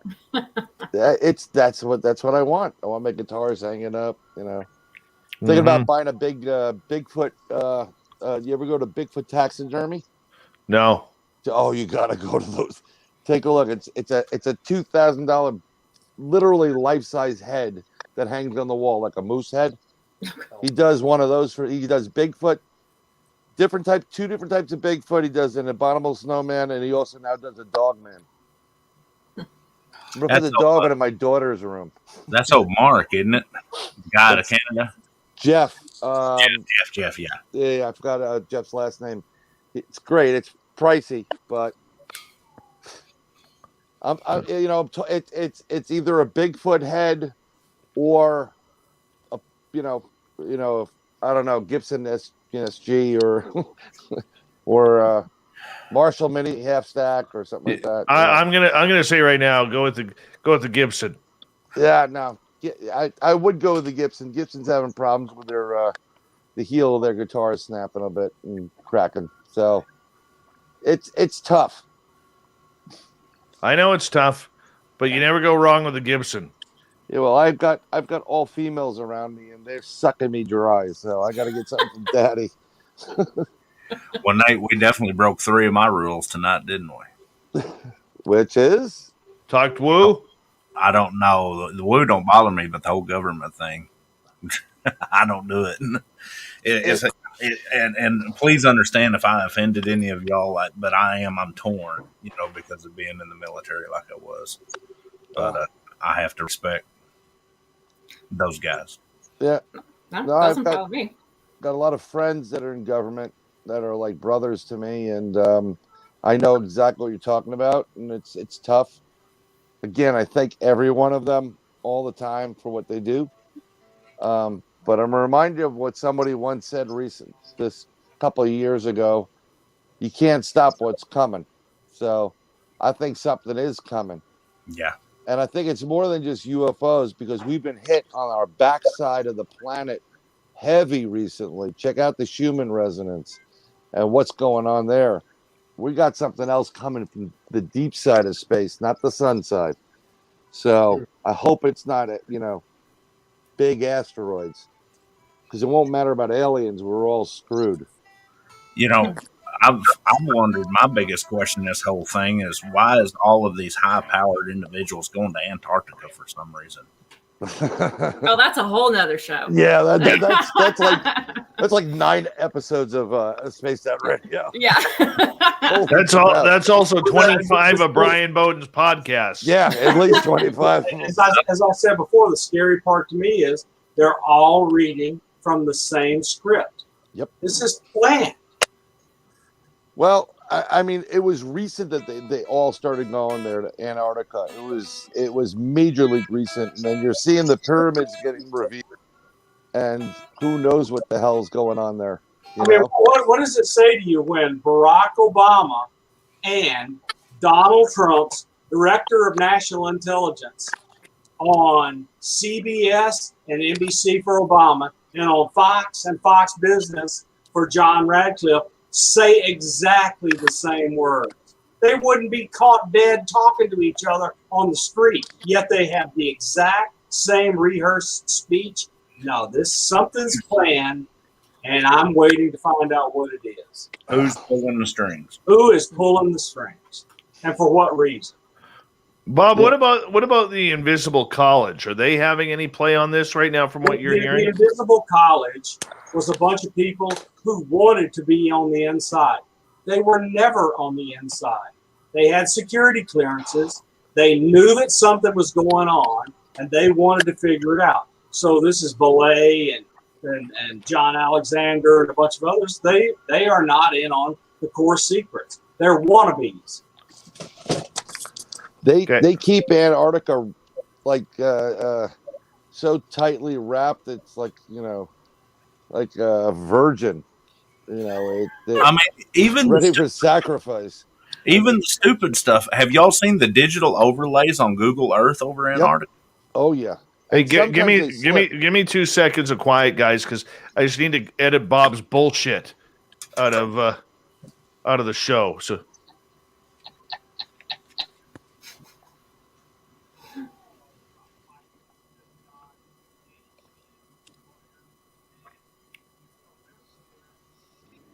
There it is. Scared shitless. Oh, good. You didn't catch the 4 other curses. It's got to have that dump button ready. Well, that's the beauty of this show. There we go. Do you edit it out, or do you put a goalie horn in? I have a dump button, but because we aren't going live to our radio shows, we're going live to tape. Right. It doesn't really matter for me. Oh, she should totally make that instead of just cutting it up. Just put a goal horn. I have one. I have a Budweiser. I have a Budweiser Bud Light. They don't do that anymore. Does it still work? Well, my problem is I don't know how to get the friggin' batteries out to change them. Oh, that's a big that is a big problem. It's a huge problem. Yeah, they're looking to get one of those, but they don't even have the app anymore. Oh, they're amazing. My team isn't scoring any goals. Brian, is your podcast on YouTube, or what format is it? Our podcast, I do 2. I do one with Ron, the crypto guru Murphy, called Inside the Goblin Universe, and another one called Nobo Boomy, which stands for Nobody But Me. They're on Podbean and all the podcatchers, but now we've been releasing some on our YouTube channel, Inside the Goblin Universe. But we're going to be doing a lot more of these live streams like Dave's doing when I'm not banned from Facebook for being a free American who has contrary opinions to what one does. But yeah, they'll be on YouTube either under Inside the Goblin Universe, or if I do something for the New York State UFO Project, it'll be under New York State UFO Project. We also have a New York State Sasquatch organization. We've got too many of them. Hey, Magnus in the chat room, I didn't see your question. Could you re-ask it, please? And I'll pass it on to Science Bob for you. If you don't mind. Is that the pole shift question that she had? No, Magnus, I think, was asking something. I believe it was regarding UFOs. Is that the beginning here? Are we still live on YouTube? Mm-hmm. Probably. Yeah. Ooh, I see tacos. Oh, wow. Yeah, I see, had was like, tacos are good. my God, I had Taco Bell today. Again? You're gonna kill yourself eventually. What do you mean again? There is no Taco Bell in my town. You don't know how rare this stuff is, man. Would they fly it in for you? No, my coworker was down in the town 2 hours south where there was Taco Bell, and I'm like, don't even think of coming back unless you're bringing me back a couple of burritos and some of the Super Mexi fries, right? So you had 2 hour cold Taco Bell. Yep. I put them in the fucking microwave and I down them. First, this is exactly what happened. Exactly what happened. The Taco Bell bag was sitting in my office at my desk, and I just stared at it because there was like angelic light and a choir and exactly, Brian. And so I grabbed those cold burritos and those cold fries, and I went to the lunchroom and I heated that shit up. I heated it up. And I will tell you right now, I took them back to my office and I slowly pulled them out of the bag and I admired each one. I admired it. You need right? to come to Taco Casa. Jesus Christ, right? Dave, I need to make you some real Mexican food. Look, hey, don't spoil my moment for me, Science Bob. Okay? You get the Supreme or the regular? I get the big shit, man. None of this small stuff. You can't mess around like that. It comes to So, mind. I use Taco Bell, I don't know, maybe once a week, but it's go through at lunchtime because I'm in a hurry, spend $3 on the dollar menu, and that's all I'm willing to give them. Not me, man. My kids love that stuff, and I used to like it, but it's just after a while. Yeah. Got to get the 10-pack, the taco briefcase. You mean one meal? One adult meal? It's a 10-pack. Taco Bell, the only place you get double the satisfaction when it comes in and when you get rid of it. Goes out. Well, make sure you get the Diablo sauce to it sure is. Yes. Don't forget, eat ice cream after. So tomorrow, when it gets to burning, you can say, come on, ice cream. No way, man. No way. Mighty. Hey, my come take me now to keep me away from Taco Bell. Caitlin calls that Taco Belly. I don't care. I don't care. You can sit there. I had it for lunch today too, so I'm not. Yes, not Lynn judging. Wallington. I had a big old Lynn large Wallington. Baja Blast too. That's delicious. what we're talking about. So That high fructose corn syrup ensuring you a delicious. Thank you, Lynn Wallington. Is Taco Bell a good breakfast food? Oh my You God. haven't had Think their about it. breakfast. No. I'm talking about having tacos for breakfast. Oh, Look, tacos are good at any time of the day. There's certain breakfast things for that are dinner. universal here. Certain things that are universal. I mean, you can't mess around with stuff like that, man. When I worked at the embassy in Mexico City, I would walk to work and get a taco 7:30 in the morning. There you go. I would No, do the same. hey, that's the most truth you said. You should not mess with stuff like Taco Bell. We'll leave it at our gifting site for Sasquatch. Hey, those of us that live up north are limited. Yeah. You have no clue. You have no clue of the True. pain. Yeah. Down south You're they even have, worse. they have Hardee's, and I think Hardee's still has tacos on it too. Ugh. Still Brian, tacos. I can see it now. You leave a Taco Bell burrito supreme out in the woods for a Sasquatch, and you don't make it to your car, and the thing comes flying out of the woods and hits you in the side of the head, and you hear something come from the woods. McDonald's. You know what? No offense. If you ever ate Canadian McDonald's, you would never eat American McDonald's again. Really? The difference in beef. Well, probably. Yeah. No. I The would difference agree. in beef. I don't do the McDonald's Well, whatsoever. they don't allow pink slime to be made into burgers. Yeah, No. we have pink slime down here. Yeah, no, up here, the burgers have to be a certain grade, a high grade of meat before it's allowed to go public. That's awesome. Not here. They can feed us dog food. Oh yeah, we have pink slime. Nothing wrong. Go on YouTube and look up McDonald's pink slime. Oh, I know what you're talking about. It's nasty. I don't want to look at it. Well, I gotta suggest Gary and Nate. The next time you go out and you're doing your squatching, you're looking at your research. Whoa, what did you say? Sasquatching. Thank you. Sorry about that. Yeah. Next time you're doing the research, we've been doing something based off of what we do for that CE5 stuff when we're bringing in craft, which we've been successful with. Before you go there, you set out into the woods, mentally try to connect. Oh yeah. Use your consciousness to connect with them and see, tell them like, look, we just want to have an interaction. We don't mean you any harm. See if you get successful with it. That's a great idea. Yeah. Yeah. That's what I do. That's what I do, except the fuckers don't pay attention anymore. And then, you may get mind speak too, which I've never experienced it, but I know several people that are experiencing it. And I thought it was a little crazy when I first heard it, but it seems to be very real. What is a mind scoop? Mind speak is when you get a mental communications. Oh, download. Yeah, I got it. No, it's actually telepathy. On the trail. Yeah. Oh, yeah, for sure, Gary. That's a great idea.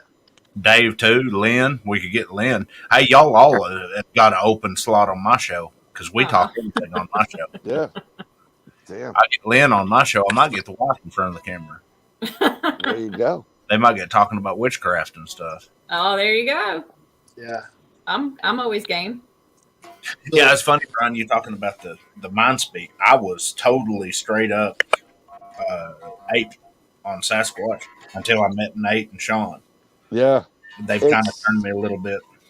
Let me tell you, I didn't want, I thought people, that were having these experiences with it disappearing and whatever, thought they had the 6-pack, but without the plastic thingy to put it together, like, okay, I'm very polite, but then when you start seeing something or you have an experience and something goes from point A to point B, which is 2 miles down the road and does something, all bets are off. Yeah.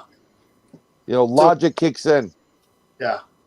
Hey guys, I hate to be a party pooper, but I have to get up in 4 hours. Hey, Bob. It was good to meet you, Bob. Take care, guys. Nate, Science Brian, Bob, everyone. Gary, Science as Bob. always. Dave, you're a bum.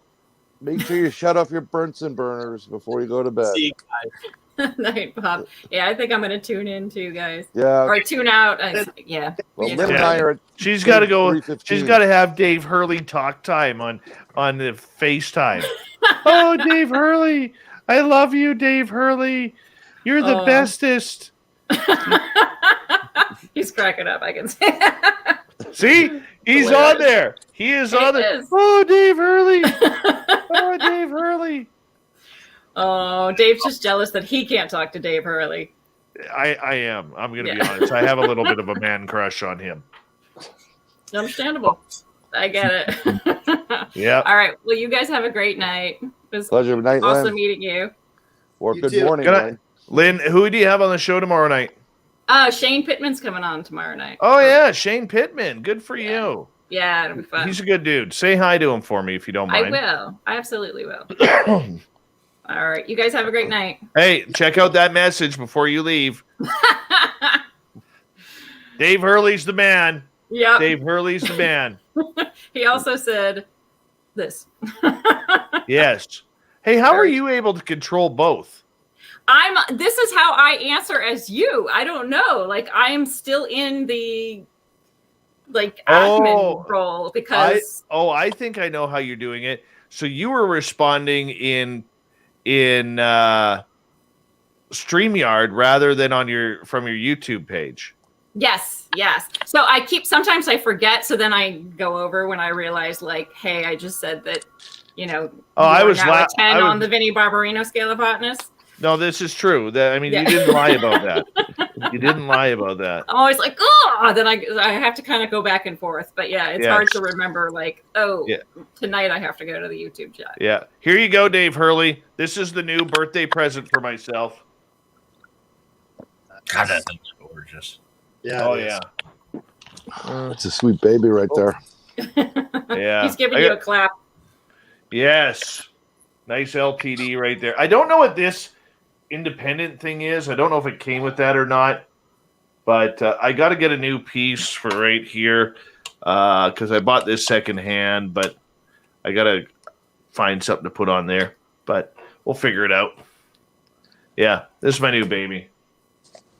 You need think a I- nice alien head on there. I think I like red guitars. Yes. Yep. Yeah. All right, Lynn Wallington. All right.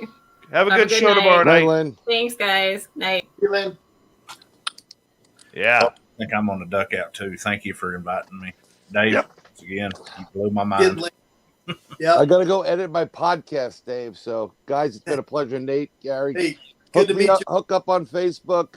Banned for 30 days, but I'll get back to you. I promise. Yeah. And Gary, I'm going to be putting a Facebook chat together here very soon, and like by either tonight or tomorrow, and setting everything up. Oh, okay. For the other deal. Okay. Yeah. Nate's Sunday afternoon, I think. Right. Yeah. Yep. Yeah. Cool. All right, guys. Thank you so much. No, Have a thank good you. night. Later. Appreciate you. Bye, brother. Later, bud. And then there was just me. Just like that. It's all alone. I'm all alone.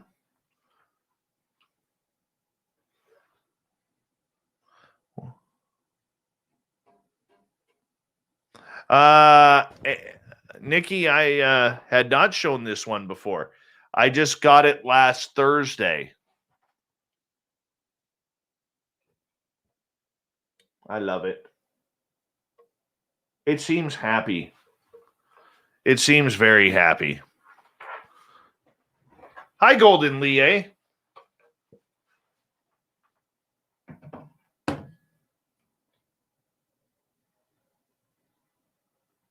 I still like this one too.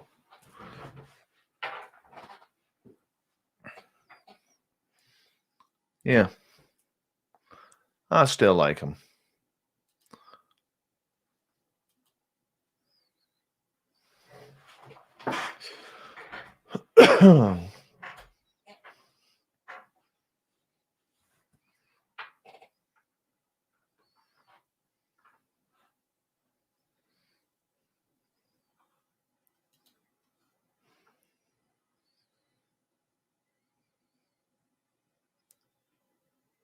I like this one. Nope, this one too. That's still my baby. That one. That one there is my daughter's. That one there is mine. Both of these are. Hold on, let me get my fingers. There we go. Both of this one and this one are both set up so my son can play them.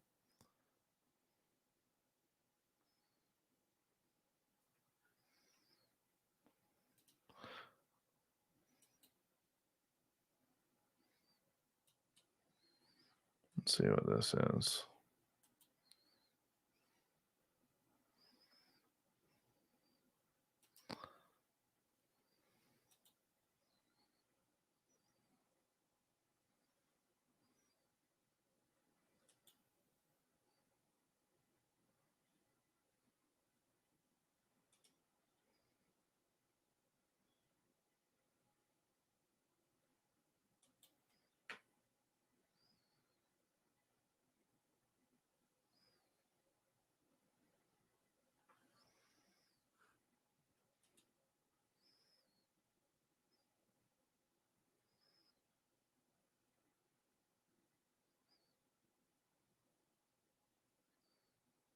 Mm-hmm.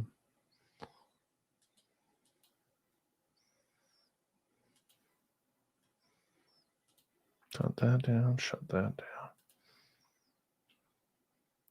down. Randy, you got to my gifting spot a couple weekends ago, and nothing moved. And then a bunch of people went wandering over there and found it. So I may have to move it.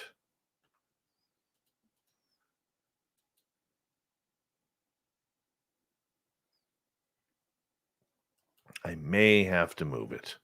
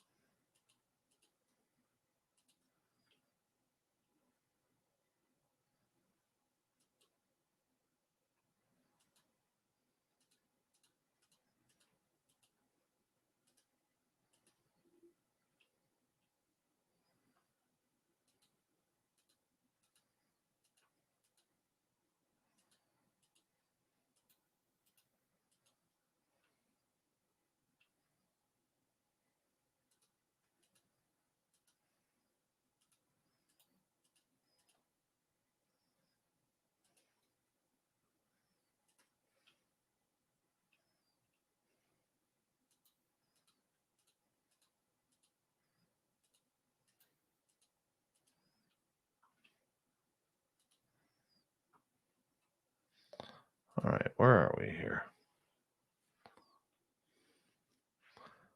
Good night, Ghost Site.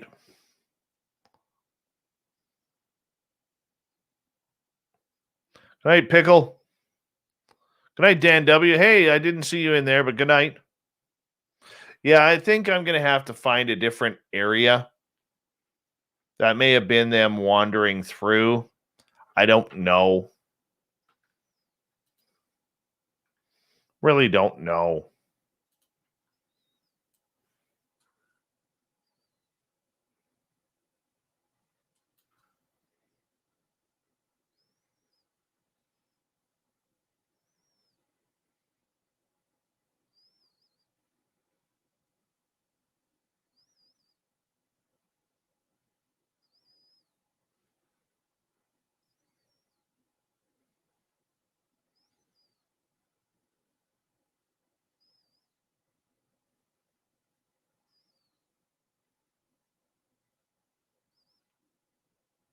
Hey, Rabbit Hole. Good night. Good night, Sinister. Yes. Give that a few weeks. Give that a few weeks.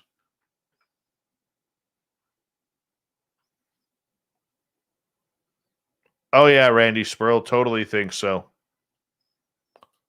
Totally think so. Sherry, thank you. Appreciate that. Give me 2 seconds here, guys. My one set of downloads is finished. Well, changing them to MP3s.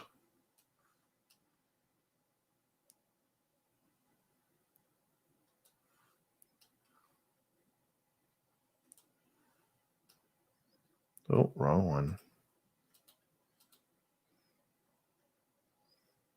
So let's just remove them all. Where is that boo-boo?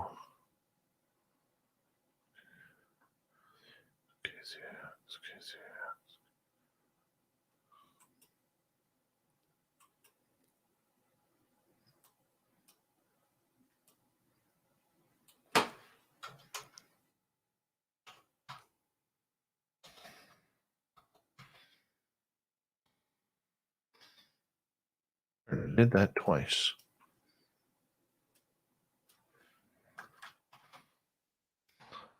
Now we can do that. Why am I still wearing headphones?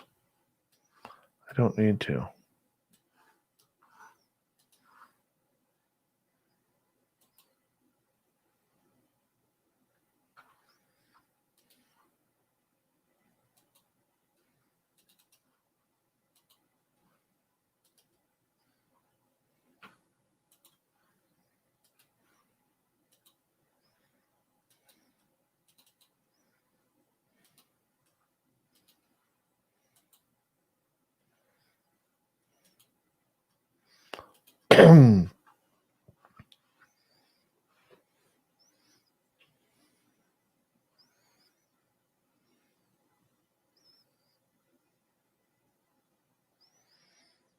I don't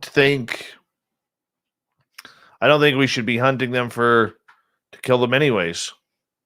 I know it's man's way of doing things.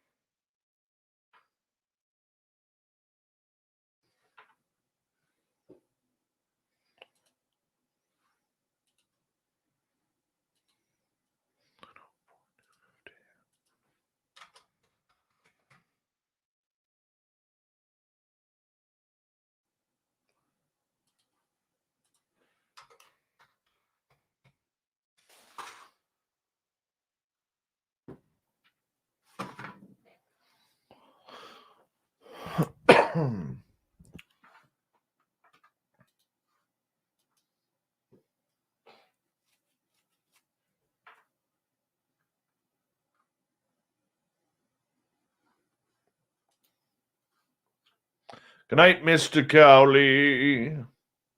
Welcome back to the show.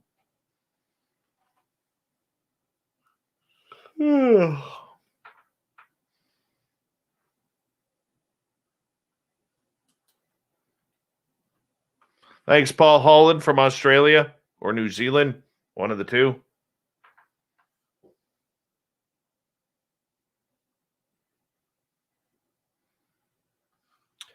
Well, why did you leave there, Gary Spikes Jr.? Don't blame me, man. You didn't have to leave. Oh, I gotta go. Hey, Stetson John, how you doing, buddy?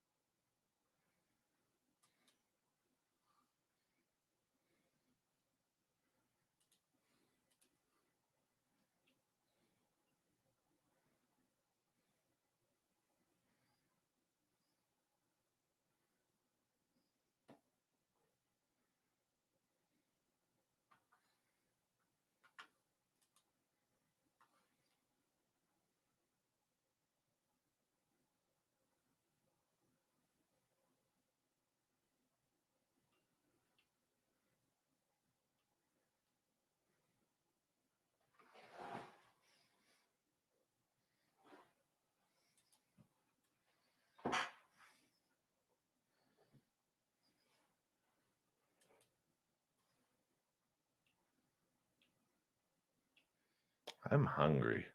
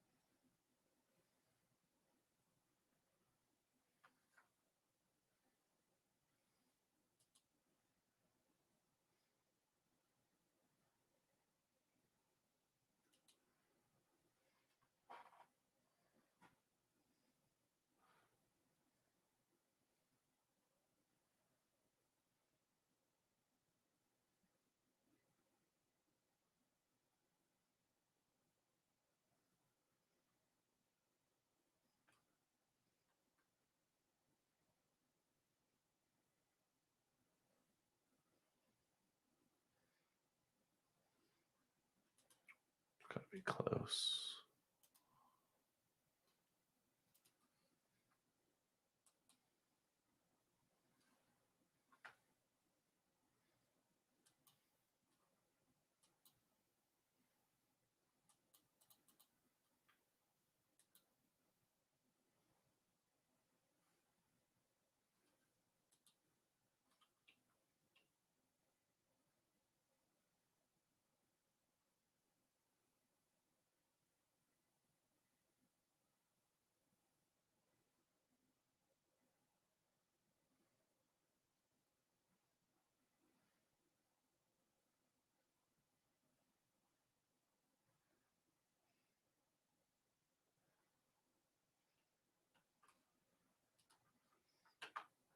Good night, Eulalia.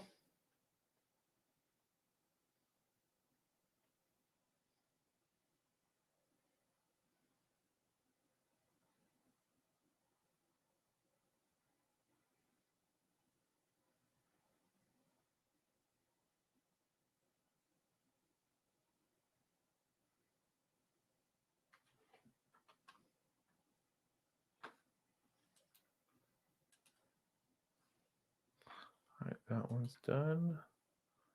That one's done.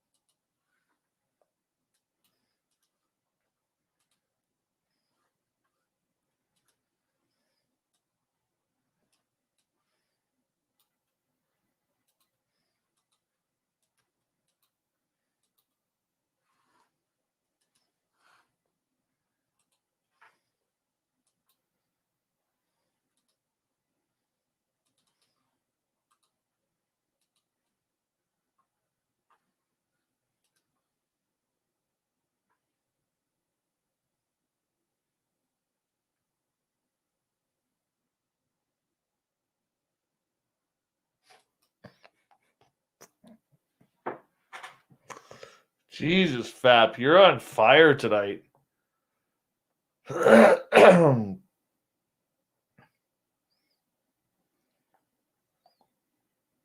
No, I did not, Magnus. I apologize.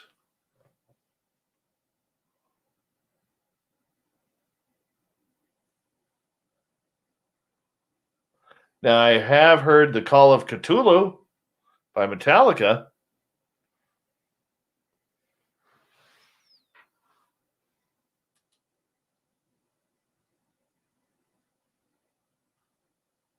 Merle!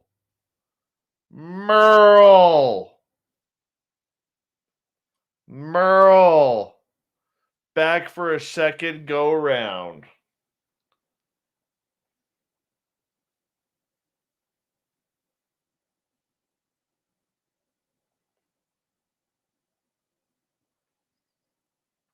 I don't know if they do or not, Sherry. Hey, Merle, what kind of gear do you use?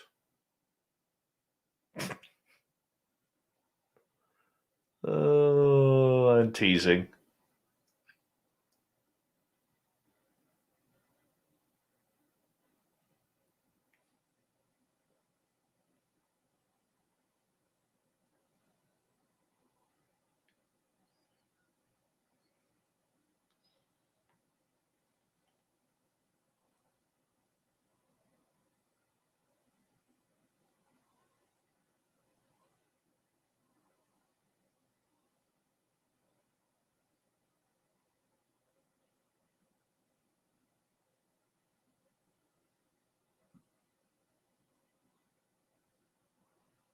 Merle.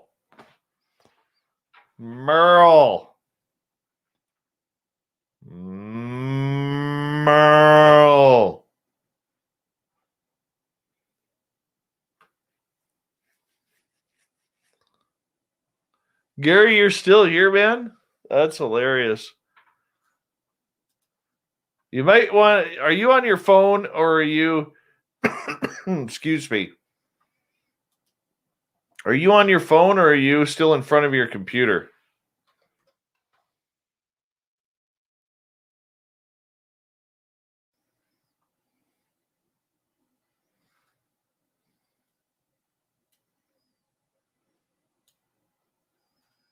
I like cheese, Merle. I'm going to go upstairs and eat some Havarti. On that note, I'm hungry. Thank you for a great weekend. Remember, excuse me, from the television show The Holzer Files, Shane Pittman will join the lovely and talented Lynn Wallington tomorrow night on Spaced Out Radio. And Sunday night, Michael W. Hall will be back in the hot seat for you guys. Both shows start at 9 p.m. Pacific, midnight Eastern. So make sure you check them on out. Thank you to all our new subscribers. Thank you to all of our new Twitch followers, Twitter followers, all of the veterans out there who are listening in. My stomach is growling, and I'm sure you heard that. And thank you to everybody who hit the super chat tonight. Evil Carl ×2, Andrew ×2, Magnus ×2, Ben from UFO Garage, Science Bob, Media Fox, Bigfoot Rob, Jeremy, Fast Hemi. Oh, Magnus ×3, pardon me. And Magnus ×4, there he is. He wanted a 4-peat. Thank you, buddy. I appreciate that. I really do. But I'm going to sign off for the night. You guys have a great interview. Thank you, UFO Not. I'm glad you tuned in on that and liked that. Really am proud of that. Excuse me. That video, just so you know, YouTube.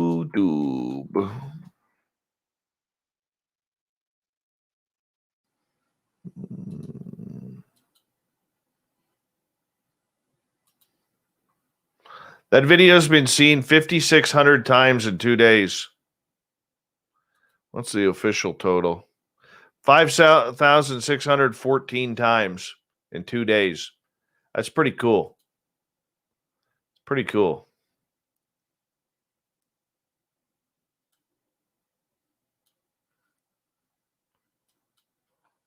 But Merle. Hey, Oob, I'll give you a call here in a minute. Talk to you later, guys. Have a good weekend.